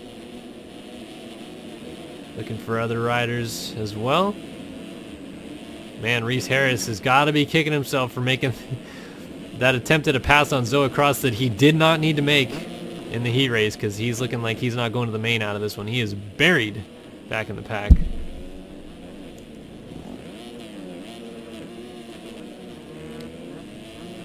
So Janis continues to lead. I'm sure that this is not where he expected to be going into this race tonight. I'm sure he wanted to make it right out of the heat, but obviously going to do everything he can to just make it right out of the LCQ here and not have to worry about being on the bubble or anything like that. Hubbard, Hedge, and now the Brazilian Fernando Andrade.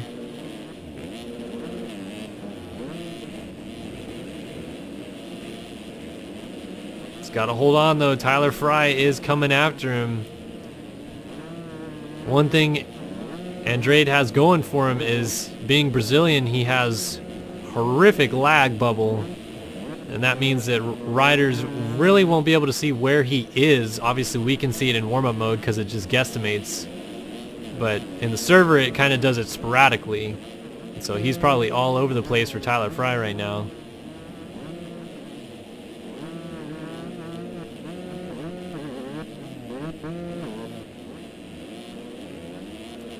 Oh, little mistake. Maybe that pressure is getting to him. So Fry's trying to sneak up here, make things interesting.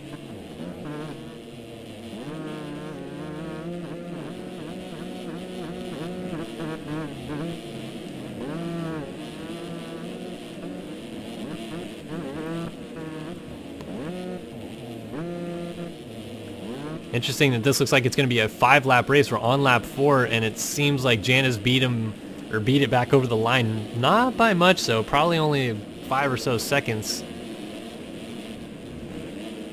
Jacob Hubbard, Brandon Hedge, Fernando Andrade, Tyler Fry, James Schuler might have an opportunity, but right now it doesn't seem like anybody's going to get to Andrade. Unless he himself makes a mistake. White flag about to go up for Matthias Janis.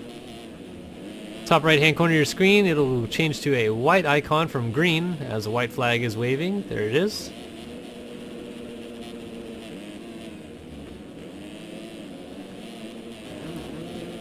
Andrade looks like he's got this thing under control though. Schuler, Ty Smith. So we've lost. Yeah, there's Tyler Fry. He must have had a fall. Oh, throwing it in deep on Gable. But Matthias Janis, again, probably not where he wanted to be. Expected to be perhaps a title contender here in this series. At the very least, a guy that will be fast, maybe land on the podium a few times. And I'm sure the last chance qualifier was not in the books for him tonight, but making the best of perhaps a little bit extra track time with the road. Getting a good start. Taking the lead early. Trying to check out in this last chance qualifier.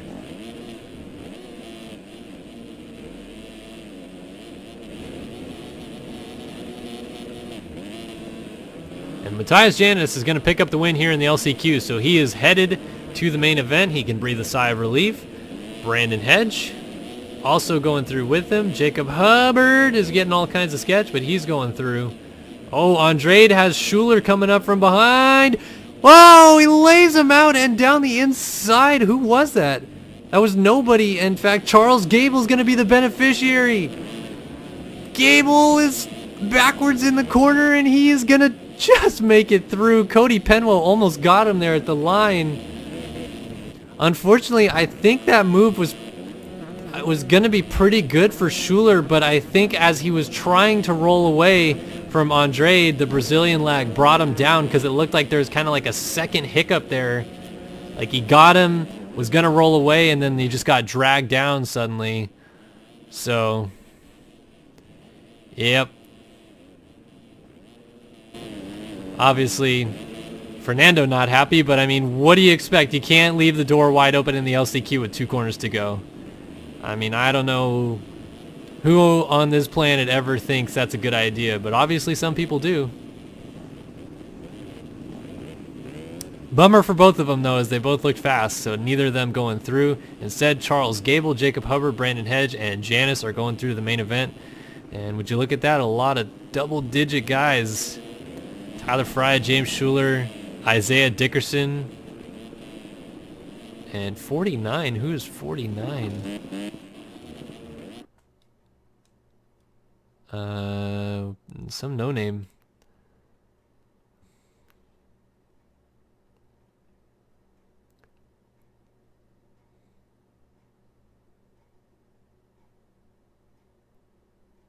All right, so coming up next, 450 last chance qualifier, 3 minutes plus a lap that these guys will be going.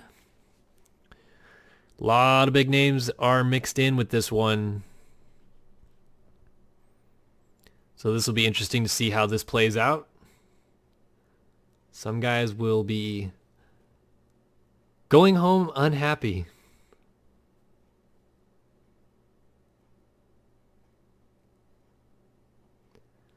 Yeah, bummer for Reese Harris, Fernando Andrade.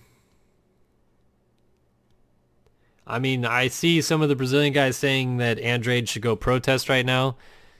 There's no planet in the whole known universe that is going to get James Schuler banned for that pass. That, in a million years, that's exactly what happens in an LCQ every single time. There's two guys that want to go to the main event. One is inside of a transfer spot. One is outside of a transfer spot. If you leave the door wide open, you should pretty much expect to be sent into the cheap seats. Like what Chase Blakely did in the heat race is almost, I feel like, acceptable on some level in an LCQ. Here we go, though. 450 LCQ from Anaheim is set to go, and it is off and running. Big names in this one: Turley, Mahan, St. Laurent, Tyler Schmidt, and a lot of guys going down in turn one. Tanner Rogers comes out with the whole shot. Tony Spinelli's got a good start. Brock Pearson up there with St. Laurent. Phil Bull's trying to sneak down the inside. Pile up. St. Laurent was able to get through that from the looks of it. Pearson has the lead. Here comes St. Laurent down the inside, and he is going to take the lead. We got guys crashing side by side, banging into each other. Yeah, Devin Davis is in this one. Connor Holiak. Tyler Schmidt is back here. Schmidt goes down. Holiak goes down. Mahan also getting hung up here. Jack Zars, I mean, goodness gracious. Some guys that are very, very talented are missing out here. And I'm glad to see that the depth of talent in the 450 class is deep, but I'm almost a little bit surprised that some of these guys are not racing the 250 class, which to me, at least, seems to be a little bit easier this year. Especially the West Coast.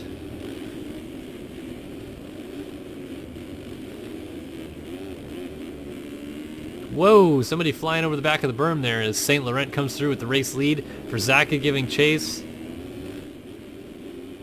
Tanner Rogers, Garrett Oliver, Jeremy Cohenauer. I mean, look at this. National number 30 is mixed in here.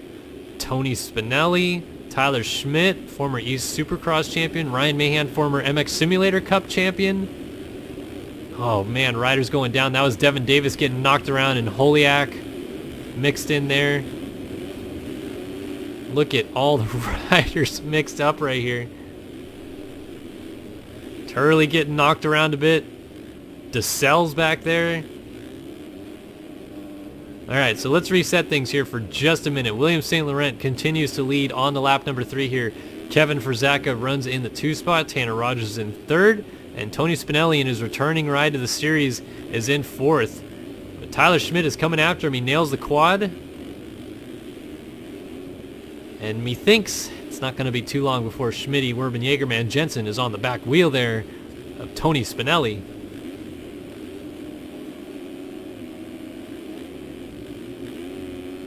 Whoa, there's people being sent over that berm that are going for the quad. It's almost like an invisible wall maybe should have been set up on top of that berm so people wouldn't fly over the back of it so often trying to do that quad. Well, Spinelli is actually reeling in Tanner Rogers a little bit here. All these guys are riding really comfortable. The one thing that this LCQ race does kind of produce is there will not be as much a road to deal with, so they can kind of just full send it at this point.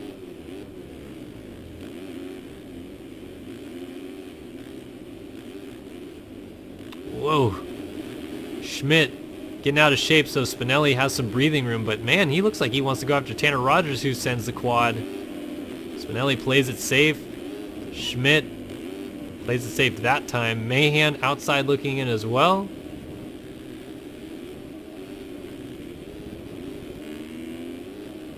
So it's really all just kind of these four guys up front right now. We'll have to keep an eye on if Schmidt can close down. We'll actually go on board with him for a moment.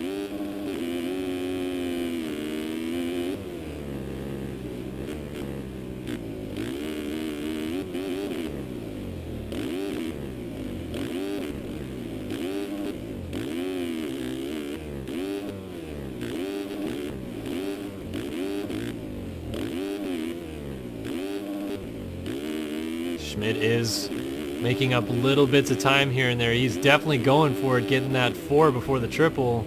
Oh, we got a rider down in the corner. That is Frzaka getting up, and he is not up in time. Schmidt goes through. Final transfer spot has changed. Frzaka needs in. Schmidt is trying to hang on.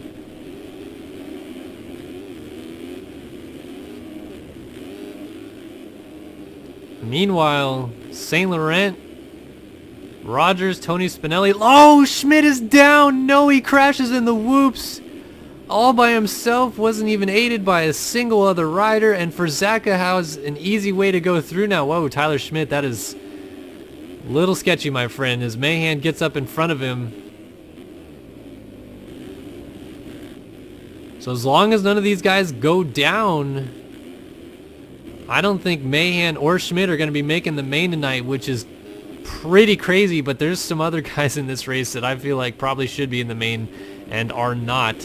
Crazy night of racing, and it's only going to get crazier when the main events come, as St. Laurent gets kind of put on the deck there by Spencer Turley, but he's going to win the LCQ. Tanner Rogers is going through. Tony Spinelli, I got to give him props, man. A year and a half away from this game, comes back and just puts it right in the main first try.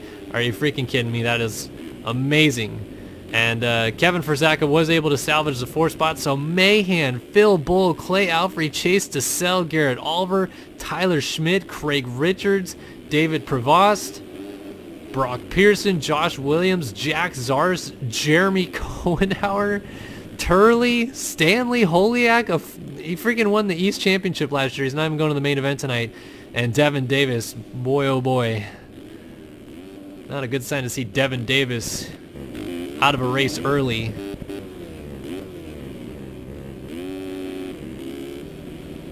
Yeah. Hey, Brazilians in chat, let's go ahead and knock it off. I'm serious. Fernando Andrade left the door wide open. It's pretty much more his fault.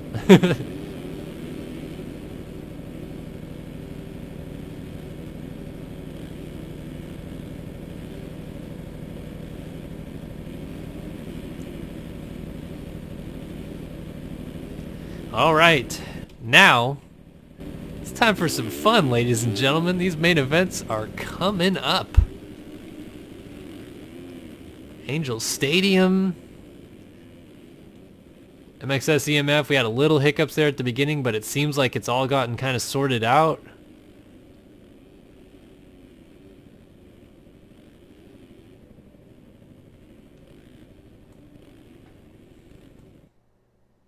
And here we go. I think we're loading in for the 250 main event.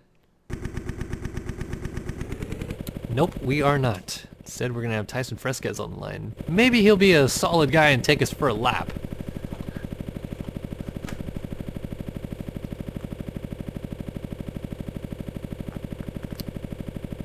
Yes, Cody, I am going to the race, and my picks for A1 are, I have no freaking clue in the 250 class because there's like 8 guys that can win.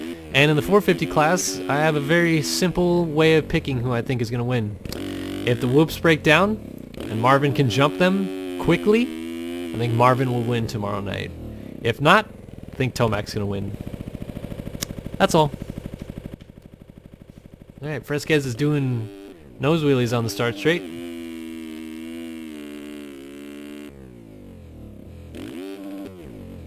So let's follow him around and see how he does.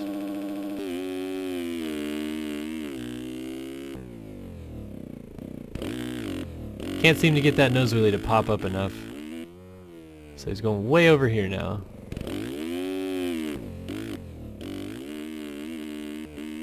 So he wheelies down the start straight, pops up the nose wheelie, rode it pretty far, but clipped a tough block. Look, it's how every skateboarding video is filmed. Huge fisheye lens. Follow the guy as low to the ground as you can. Get up close action shots. Run into things if you need to.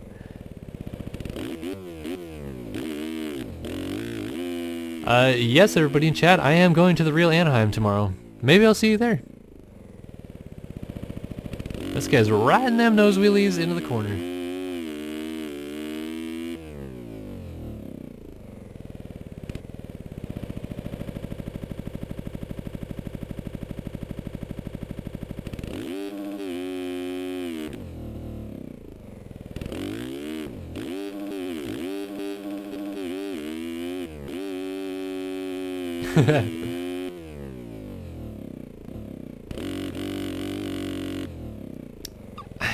Roczen is a ridiculously large question mark tomorrow.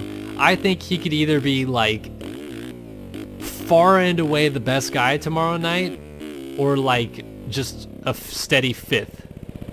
And I think like I feel like people are acting as if Roczen finishing fifth tomorrow night will be a failure. Like, I feel like that's a huge win. If he comes back from an injury where he almost lost his arm and finishes fifth at the opener, like, he's already setting himself up to get better as the season goes on and potentially play into the championship. Like, Roczen could win tomorrow night, but I feel like if he doesn't, I wouldn't be surprised. And I also would be like, yeah, if he gets in the top 5, like, awesome. Like, that's huge for the championship for him, I feel.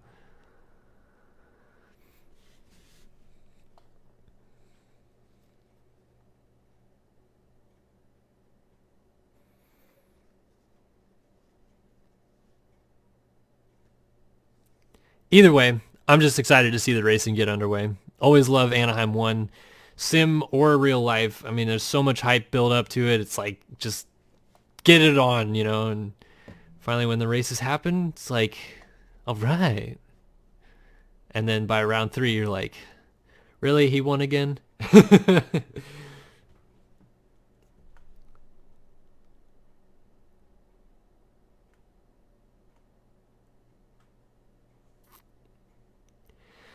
All right, so 250 main event should be loading in. It seems like they got the mains built. And sorry again, everybody, we're running a little late tonight, but obviously we had issues with qualifying. I had issues with my streams, so I'm not really too sad about it running late because I was able to sort out my stream, so why not?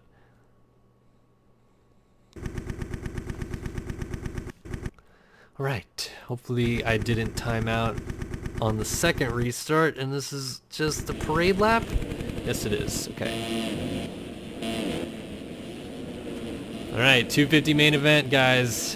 250 West Championship set to get underway.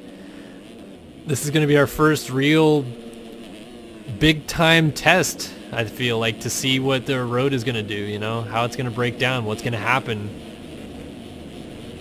Should be a good one. Yes, everybody, for the third time, I'm going to Anaheim 1 in real life tomorrow night. Maybe I'll see you there. Look for me. Maybe follow me on Twitter. I'll probably post a picture of myself or say what I'm wearing.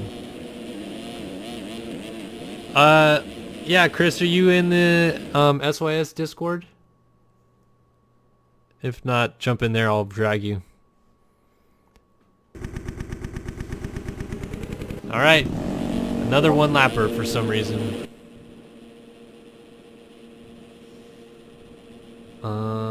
Not sure why that's on one lap again. Maybe they're just double checking.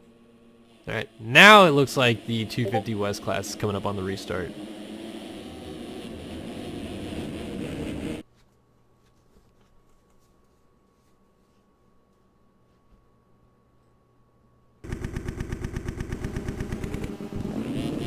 All right, here we go.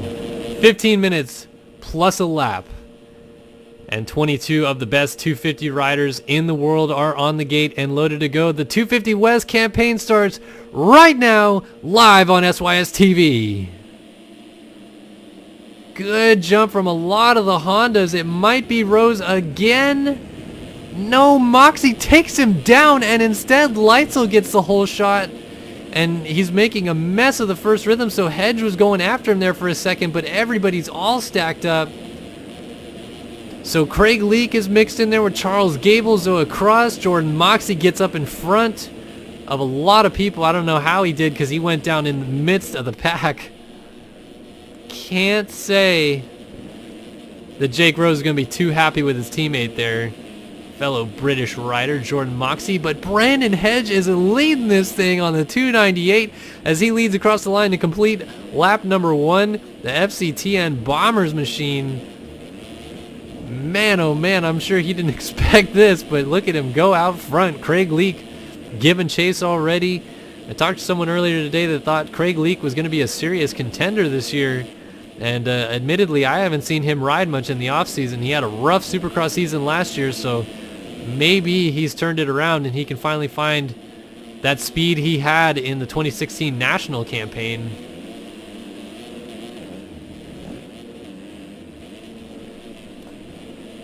But he's got some work cut out already. Brandon Hedge is actually pulling away a little bit from Craig Leak, who makes another mistake. The FCTN Bombers guys are 1 and 3. What is this main event right now? Are you kidding me? Oh, but Hedge loses the lead. He must have gone down, so Leak goes to the front. Meanwhile, the Bombers teammates throwing dualies. I'm loving it. This is rad. These guys running up front. Oh, we got a stack up in the background. That was Colby Eagland getting together maybe with one of his teammates even.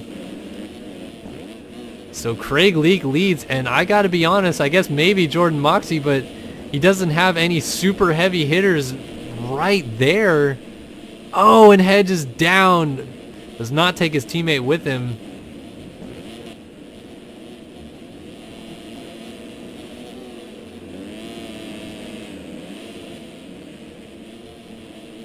Down the start straight they go again. Moxey giving chase to Gable here. This is for second on the racetrack. And Moxey's got an inside line here. Gable looks like, yeah, he's just going to kind of give it to him there. But how about it for these Bombers riders? Running up front early, making things interesting.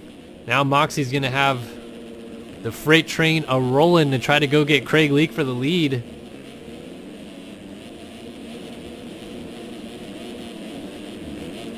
Ooh, Moxey, big kick at the end of the whoops. Charles Gable's not done with him either. Meanwhile, Devin Ryan is trying to sneak into the picture here from fourth. Go on board with the 34 machine. You can see everything going on in front of him here for a second. Looks like those whoops are already starting to break down a little bit.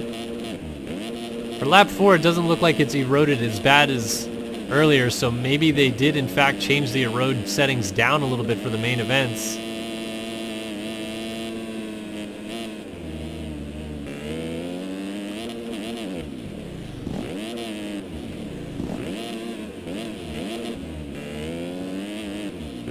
Oh, Gable, a small mistake. Here comes Ryan getting the 3-3. And he's going to go ahead and get by. Ooh, aggressive. And Gable goes down. Gable had checked up and then started going again and then just kind of ran into the back of him. So it's kind of just more or less a racing incident there. Oh, here comes Russ Chapman. So Chapman, your heat race winner from earlier tonight and your fastest qualifier, is trying to get things going here. Almost comes together with Charles Gable through the whoops. Oh, and gets a bad kick. Has a good save though. Running fifth right now. Only 4 minutes in, so there is time. And the leader isn't terribly far away as Chapman gets the quad, but I think Gable got it in front of him because he didn't gain any time.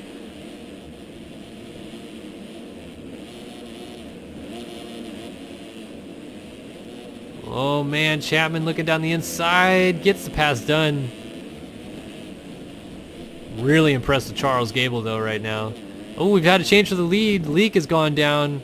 So Moxey now up front. Devin Ryan is in second. He's going to be under attack from Craig Leak. Maybe soon.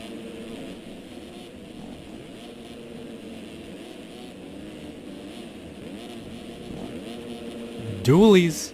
Yeah, Leak already going after Devin Ryan here. Already looks like he's trying to find a new line into the whoops by cutting down early. I'm interested to see, as these whoops break down throughout the main event, how many guys are going to change up their lines. I would have figured more and more guys would be trying to hug the sides of the track so they're getting a good clean blitz along the edge. But no, everybody's kind of sticking to the middle still and just trying to hang on. These whoops are already starting to get cupped out.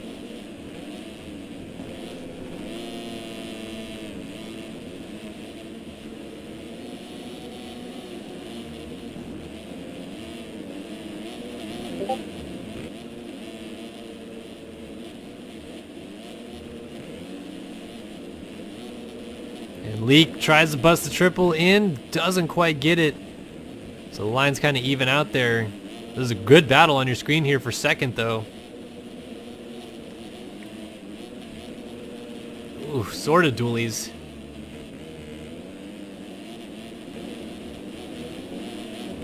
They seem like they have broken away a bit there from Charles Gable.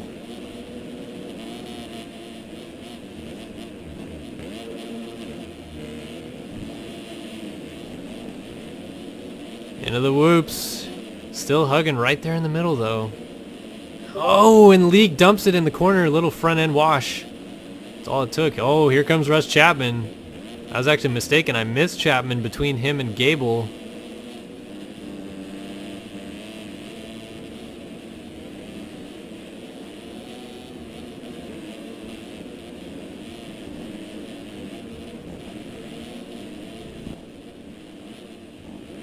So Moxie continues to lead here. 6, almost 7 minutes in. Devin Ryan giving chase. Craig Leak. Russ Chapman. We have quite a few of the heavy hitters up front. Leitzel, he's in 5th. He's gotten around Gable, who's still running a solid race. Jake Rose and his teammate Stefan Guido also running inside of the top 10. I still have to imagine that Rose, who had a great start and was potentially on the way to the whole shot, is probably not going to be too happy with Jordan Moxie, especially if Moxie wins this race. Moxie just kind of came in and put them both on the ground, and Moxie didn't fall off the bike, it seems, as he was able to get up real quick and head to the front. But I gotta say, he's going to be under pressure here soon. Devin Ryan is riding really strong, and that 34 Relaxa Tire Suzuki is coming in. Oop, oop. He's getting out of shape, though.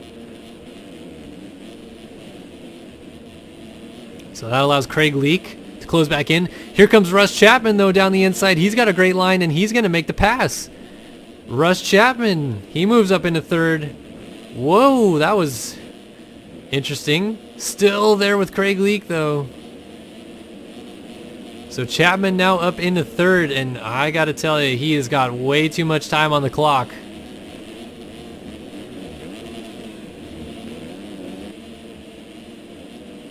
Yeah, I see checkers there. I just don't want to window out.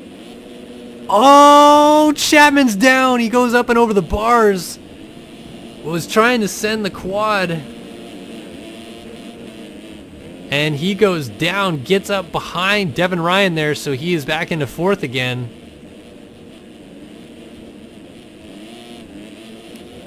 So we've got Moxie and Leak running 1-2. Devin Ryan has Russ Chapman closing in from behind there.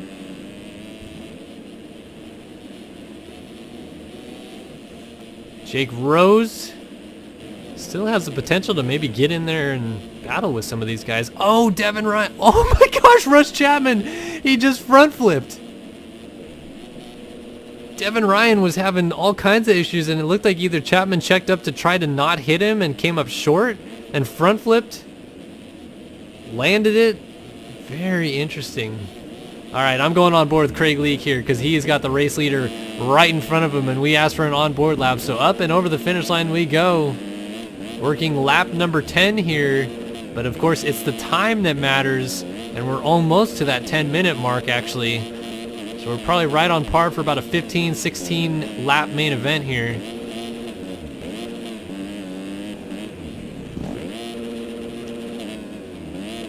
Leak looks like he's kind of gathered himself a little bit. He was struggling early on, and it seemed like when he had the lead he was tight. Now that he's not in the lead, he's got the bit between his teeth, and he wants to go after Jordan Moxie for that race lead. Of course, Craig Leak has won a main event before, so this isn't unheard of territory. Moxie, on the other hand, I do not believe has ever won a main event.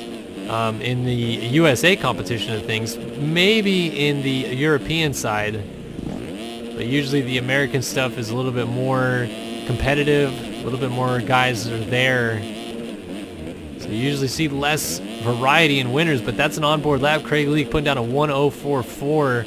You can already see the track wearing in a little bit, and Leak is really sending it on that triple.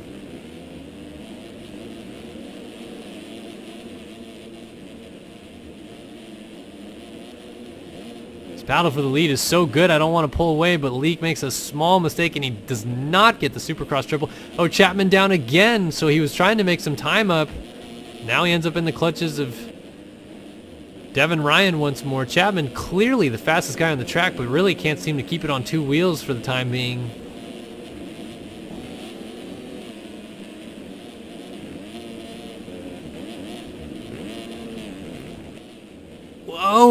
Oh, leader's down. Moxie is down. He is in the bales. I was taking a look at Craig Leak getting sideways and almost going off the track, and instead he takes over the race lead. I wonder if maybe he was avoiding Moxie going down right there. So instead, now Rush Chapman once again has a good shot at maybe winning this thing with his speed, but he's got to get it together and stop falling. Yeah, road has definitely got to be tamed down. We are 11 minutes in, and the track was definitely a lot worse in the heat races, so they toned down the road for these main events.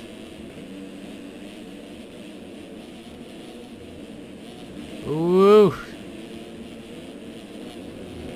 Uh-oh, Craig Leak mixed in with some lap traffic here. Let's actually do a lap through the field real quick. So it's Leak up front on the 11. See, that's the gap there to the 29 machine of Rush Chapman. 34 of Devin Ryan is in third. There goes the 20 of Jordan Moxie in fourth. 269 of Robert Wilson, or I'm sorry, 31 of Walter Gebhardt is right. We haven't seen him yet. Wow, oh wow, this top four has a big gap. Holy cow, there is Walter Gebhardt, then Devin Ryan, then Jake Rose, then Charles Gable, then Logan Leitzel. All five of them mixed together. There's Sean Klein on the 10. He must have got a terrible start because he's buried. That is the 46 machine. Not 100% sure on that number. Oh, Alex Carlo, I'm sorry. Then Jacob Hubbard on the 778. And 827, Stefan Guido. And your race leader, Craig Leak. So that's been a lap through the field. Brought to you by the fine folks at versuspc.com.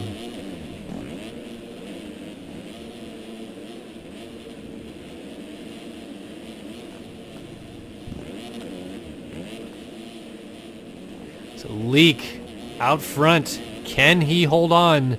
The charging Rush Chapman. Chapman looked fantastic in his heat race. Won it by a long shot.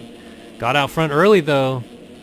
So maybe that speed in traffic was just taking him a little bit too long. He has some time. We're probably looking at about 3 laps to go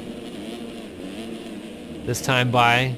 But I don't know if he's making up enough time. Let's check the lap times real quick. A 1:02.5 last time by for Chapman. And a 1:02.1. So yeah, Leak actually pulled away that last lap. Avoiding Walter Gebhardt here as Gebhardt is going a lap down. Leak jumping almost off the track there. Gebhardt is off the track.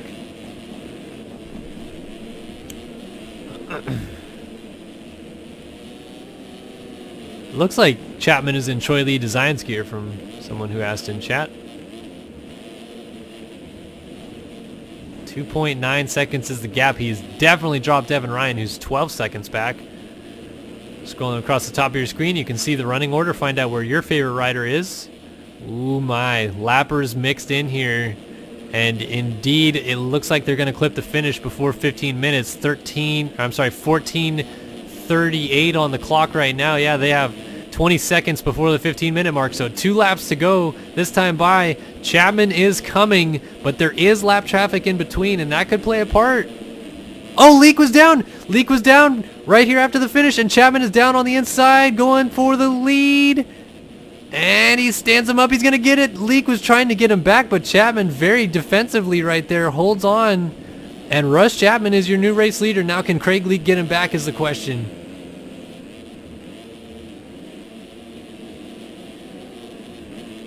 Oh my, battle for the win on hands here in Anaheim.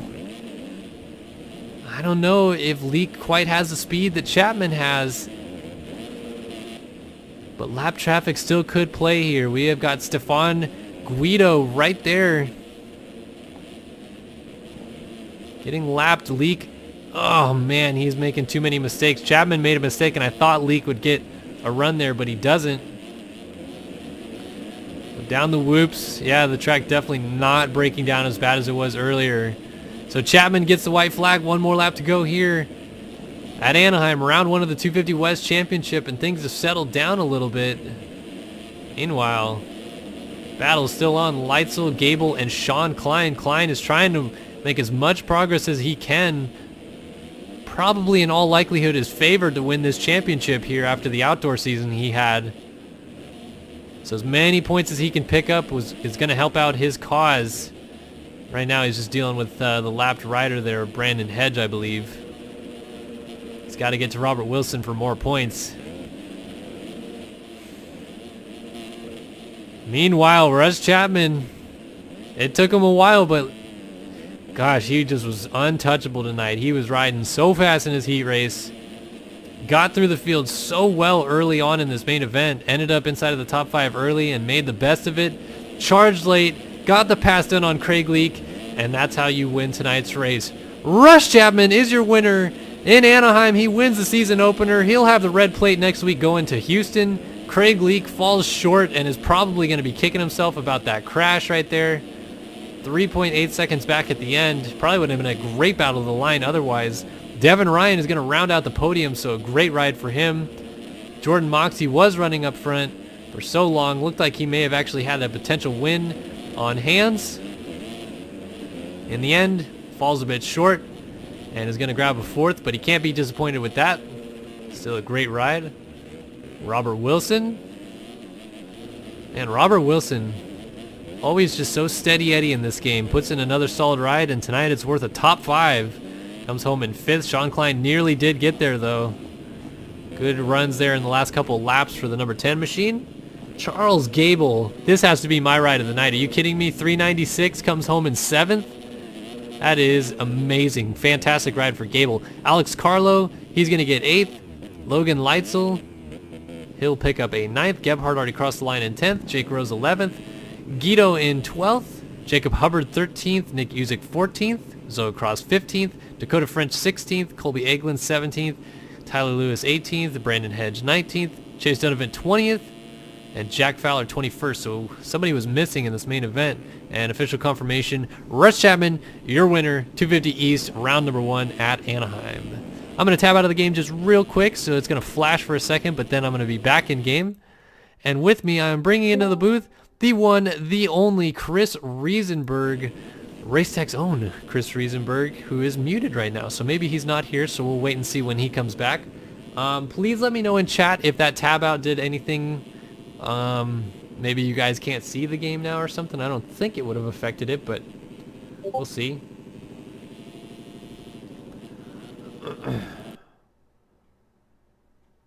Oops, I'm sorry. You give checkers talk power. What? Oh, there we go. Kellen! There you go. Checkers! It's like old times, mate. I know. I'm so happy to have you back in the booth. And you almost made it in perfect timing. I just didn't want to tab out in the middle of that 250 main. But No, you I are hear here. you. I hear you. I just didn't have your Discord, otherwise it would have been perfect timing. But you are here for the 450 main, which I think is going to be pretty gnarly tonight. Bring the hype. Bring the hype. I'm more stoked than a fire on date night, buddy. Woo, yeah.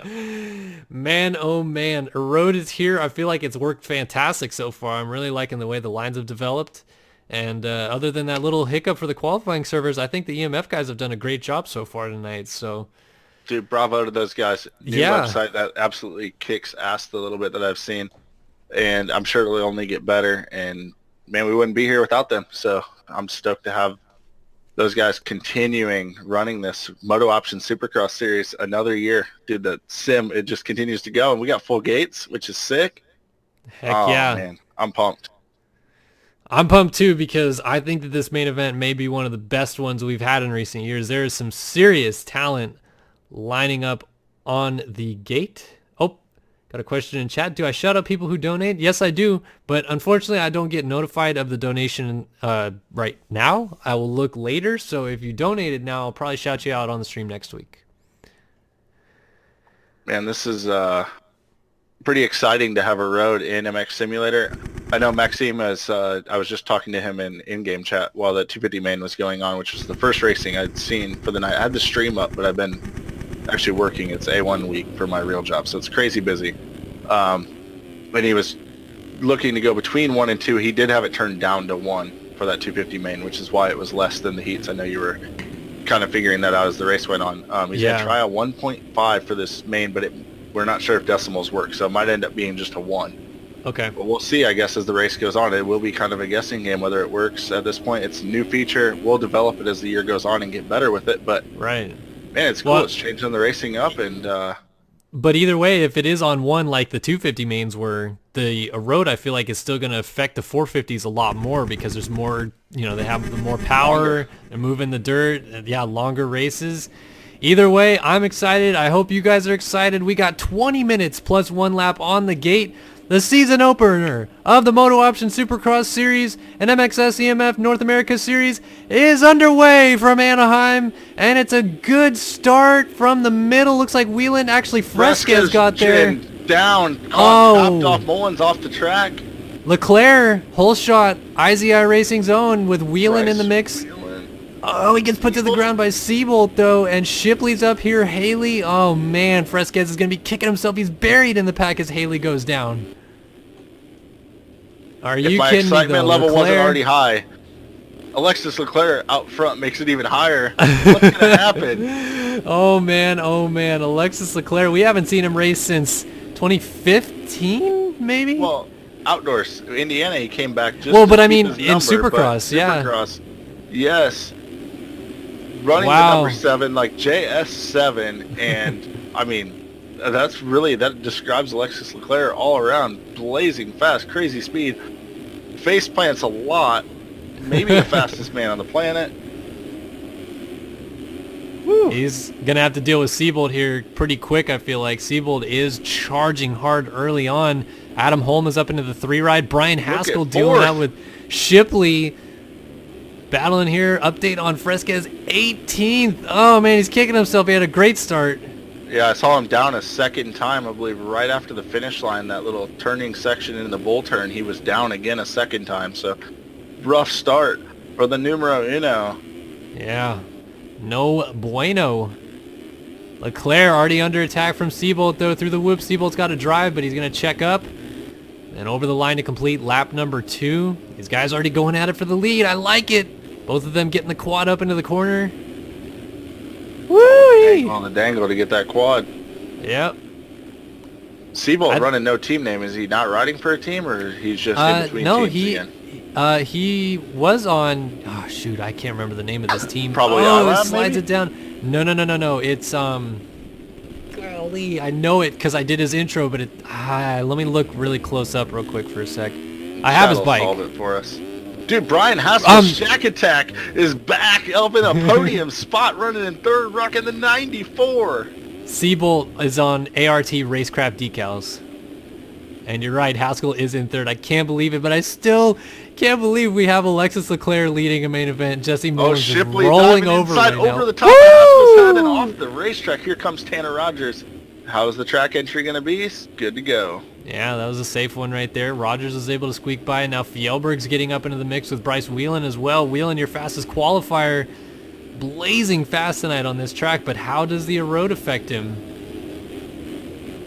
Oh, we got a rider down. Shipley. That's the 39 of Shipley getting up and going. Rocks the tire rod, drops to the number 7 spot. This top group pretty tight out front. Leclerc trying to stretch it out, but cannot get any room on Seabolt. They have separated from Tanner Rogers, who now runs in 3rd. Big pile up. Haskell slipped back to 4th, and now he's down, so that caused Whelan to go down and Shipley to move up to 4th instead. Good mix of riders here. Fjellberg. Mullins, first sign we've seen of the 9. Yeah, Mullins was also off to a great start down the start straight, got together. Whoa! Fjellberg double backflipping across the track, gets Mullins and takes him down. Unfortunate for Mullins right there. Second time Mullins had bad luck tonight. Like I was starting to say, is off the start, he had a good start. He got together with Fresquez, went off the track. Man, there's a lot of chaos going on right here. A lot of battling. Yeah, Austin Eklund is in the mix. Right in the mix. Whelan's up there. Austin all these guys Eklund up in 8th. Yeah, rocking on the BPC machine, the 85. He had a great heat race as well. He's looking really strong tonight. Man, Whelan is giving Haskell fits, and oh, Haskell ends up backwards in the corner. Everybody had to take evasive action as Cameron Lee now comes up from behind.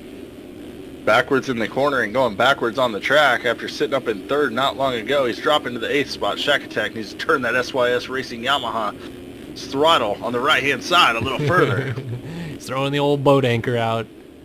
Man, Leclerc is pulling away from Siebold. I can hardly believe it. I can hardly believe Tanner Rogers is running in 3rd. What's gotten into him?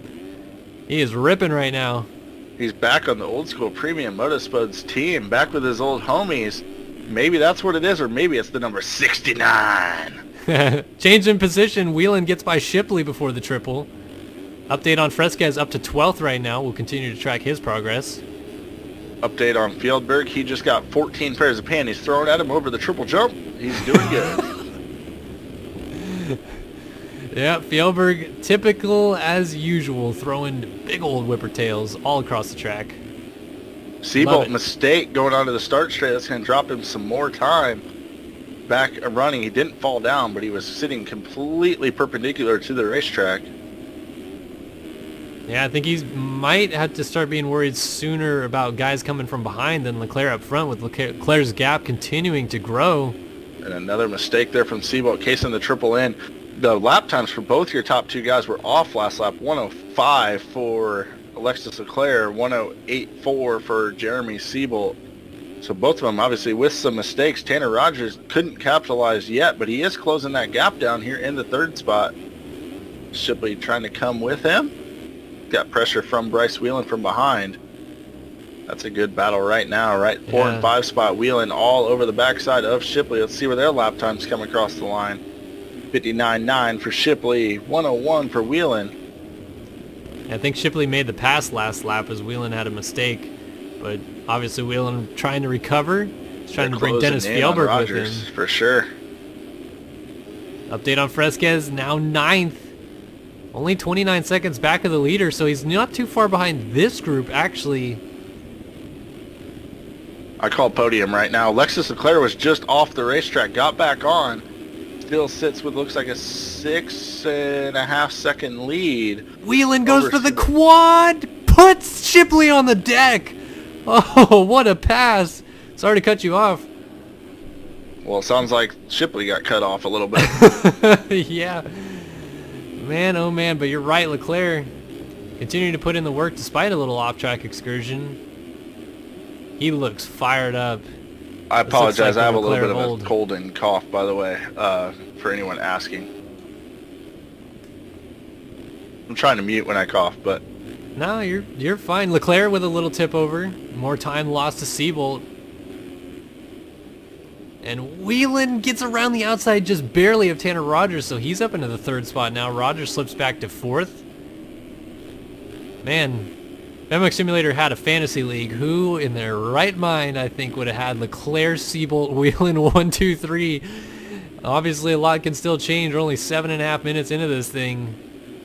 Less surprised by those guys than I am. Probably Tanner Rogers running in the 4th spot. Tanner known to be able to go fast here and there, but...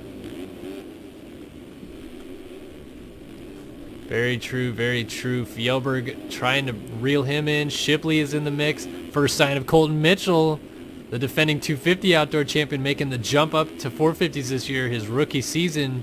He came from buried in the pack. I've been kind of flipping through the pack, checking in on him, and he has been working through. Yeah, he's, I think, bringing Fresquez with him. I think they're going together because Fresquez behind him is in 8th now. Wasn't long ago he was down in 19th. So great charge for both of these guys. Of course, A1 always crazy, so try to salvage some points out of this. A top 10 finish we talk about every year is not bad at A1. Just get a top 10 and you're good to go. Right. Well, for Tyson's sake, I'm sure he's just glad he's in the night show tonight, given the circumstances that qualifying was given him, where he wasn't even getting his time scored and whatnot. I wasn't around for it, but if you say it happened, I don't believe it happened. I think everything's ran flawlessly. Well, for a while there, Fresquez was 61st and not moving in qualifying.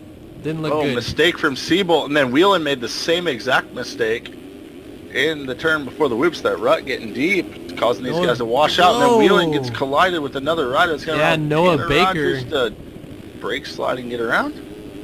So here comes Shipley around Whelan, yes, and Mitchell around Whelan as well, and Fresquez not too far behind as Whelan gets up and over the finish line landing. Oh, and jumps over him. Woo! Whoa! Double pass, technically. Triple pass, I think. I don't know. Man, it's going to take me a while to get used to seeing the 6 on Colton Mitchell. I keep thinking Zach Dupuis out there. Yeah, well, I have his skin, so I guess it's a little easier for me. But Mitchell going back after Fresquez now.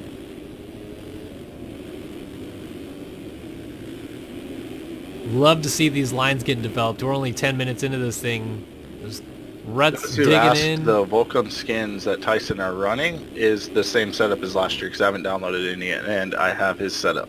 Yeah, well, I actually talked to Tyler Fry about that tonight, and it sounds like he was a little late on getting the pack together, so they just decided to run the old pack.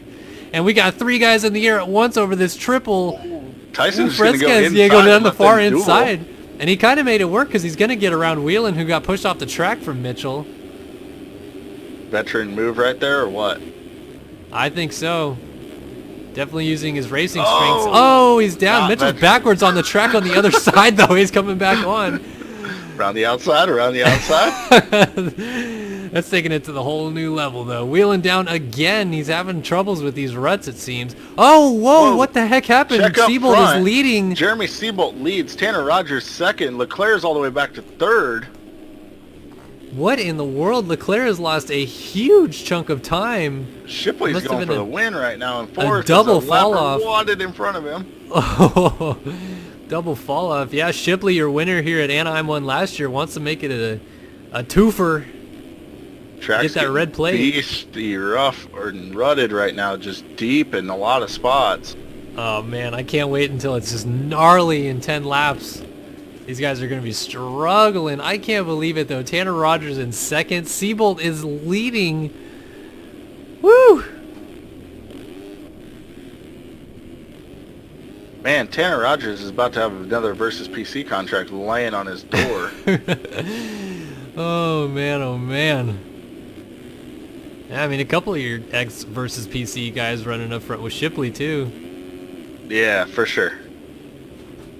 For sure, I taught them everything they know. Look at they that have first versus turn PCs. right. That's why they're doing so good. True story. Actually, Seabolt, Rogers, and Shipley are all X versus PC riders. Just saying. Log on and buy yourself some stuff and run on the podium in a 450 main. Yeah, the SYS stream here tonight brought to you by the folks at Versus PC. Can't thank them enough. I can. So watching Shipley trying to reel in Tanner Rogers, and so far it's honestly unsuccessful. As Seabolt continues to work through lappers, a little mistake. Oh, Rogers is down off the bike. Jeremy Shipley going to go on by. Here comes Leclerc. Will he get to Rogers in time? Just barely, not quite, as he made a couple of mistakes after the finish. So through the whoopties, Dennis Fjellberg gets a foreign invasion going on up front.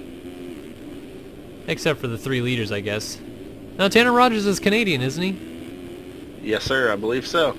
So we got a Canadian, a Frenchman, and a Norwegian running 3-4-5, with the Canadian of Bryce Whelan running 6th. By the way, Chase Blakely is still sitting on the starting gate. Yeah, unfortunate. Especially because didn't make too many people happy with his maneuver earlier on in the heat race. Here comes Fresquez trying to get to Leclerc. Who would have thought he would have made it all the way to Leclerc by the time that this race was over? Obviously not the same circumstances though. Leclerc falling back. Fresquez going forward. And Noah Baker, who reportedly is lagging really badly, is also being a really bad lapper right now. The battle for third starting to heat up. The man on the move right now is Dennis Fjellberg. He's closing in on Tanner Rogers. Premium Motorsports number 69 is about to have some company from the whip machine on the Mad Cape number 3. Yeah, all this talk about Mullins, what's he going to do? He's trying to improve his Supercross prowess. And the other Mad Cape rider, Dennis Fjellberg, proving he is still just as fast as all these guys he's racing with. Yeah, could this be the year of the resurgence of Fjellberg? We saw a little bit of it outdoors last year, him coming back, and maybe he spent the offseason really getting back in the groove. He's looking dialed in late in this main. Maybe spent a lot of time with the road because as the track gets worse, he's moving forward. All these guys really trying to take a lot of different lines as Fjellberg goes up and over the bars. That's going to allow Leclerc through. Fjellberg still down. Whelan coming with Fresquez, and Fjellberg just getting going underneath Fresquez. Yeah, so Fresquez gets the pass as well. He's up to 6th now.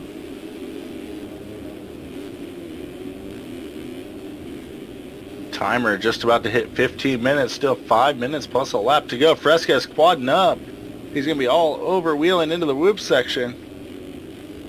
Trying an outside line here. Will he cut under? No. Whelan actually kind of shut the door from that happening, and Fresquez is down. Went for the triple there. Looked like he got the corner all wrong and still tried to send it. And look at the size of that rut in the first corner as Leclerc gets a little hung up. These guys are burying it in the corner. Siebold continues to lead from Shipley. Tanner Rogers running in the 3 spot, looking at a podium spot. Are you kidding me? Leclerc, Whelan having some troubles with lappers here. That's for Zaka in the mix.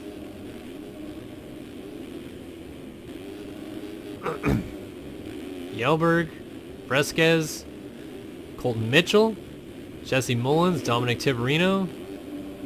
I think Tiberino is 10th. Yes, he is. That rounds out your top 10. That's your top 10 rundown that you just did. That's my job, bro.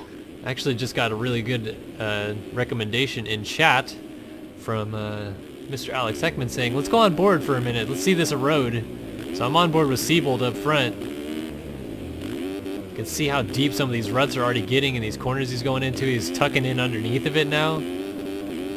The whoops earlier on in the heat race was getting really cupped out. They're definitely not as bad in the main event. Now this line really wearing in for the quad, but Siebold misses it, so not quite able to do it. What's interesting to me about the whoops, Chris, is I really expected more people to explore the edges of the track, where it might be smoother more often in the race when people were not taking those lines. And everybody seems to be staying like right in the middle and just trying to survive the whoops. I think it's a visibility issue, which is a constant working process, and I think it'll get better as the year goes on. I think if you see the ruts better, you can avoid them better. Yeah, very true. Or use them better to your advantage. I mean, there is times that it'll become an advantage to be able to jump through them, and especially the shorter sections, I think we'll see guys will start to get through them in 1 or 2 hops. Yeah, Siebold's looking really comfortable with the erode right here. I just saw him in the corner before the long rhythm where he went 3-3-3. He used that really deep rut coming out of it to triple in. Yeah, I see a lot of guys ducking below the rut at the top of the berm before that long whoop section coming up towards the finish. Yep. A lot of lappers in front of Siebold right now. He has a comfortable 18-second lead. He puts Fresquez a lap down. That's got to be confidence inspiring. Wow, Tyson's actually dropped all the way outside of the top 10. He is 11th. What the heck happened there?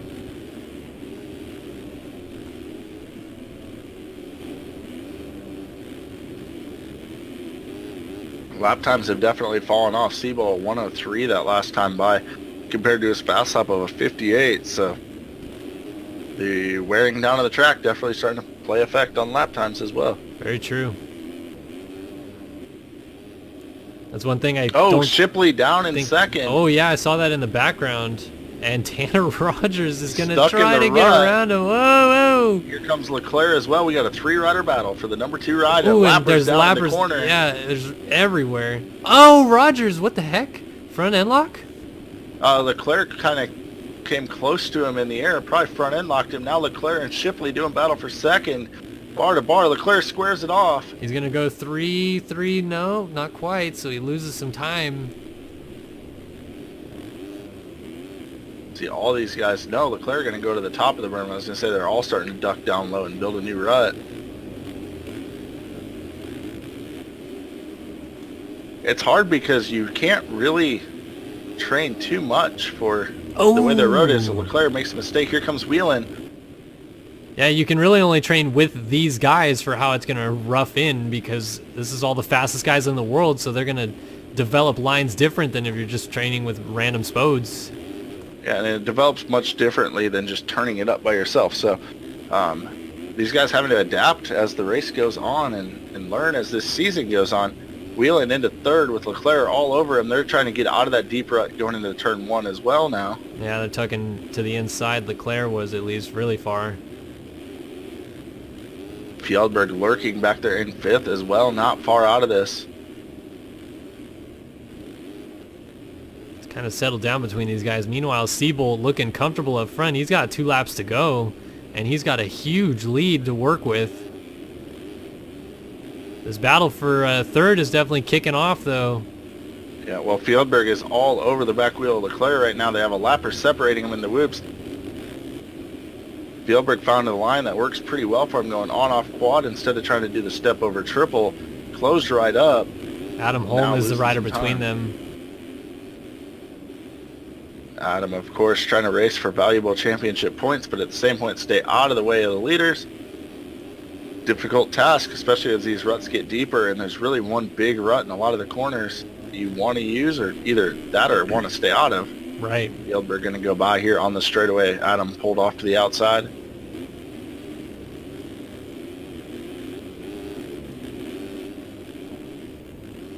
Fjellberg getting a little bit of a run to the back wheel of Leclerc. White flag is out for your race leader, Jeremy Siebold. Fjellberg down the inside, lands on him, Leclerc. And Shipley was down in the corner. Shipley down again, not off the bike though. So Leclerc is going to get around Shipley. Yes, he will. Shipley might fight down the inside here, though. Let's see. Nope, tucks in behind him.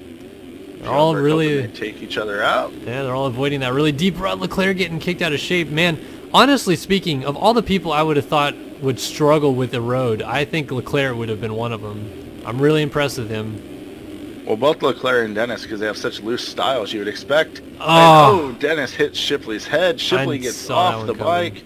Leclerc says, thank you. That podium will feel nice. Siebold coming around. Here comes Tanner Rogers.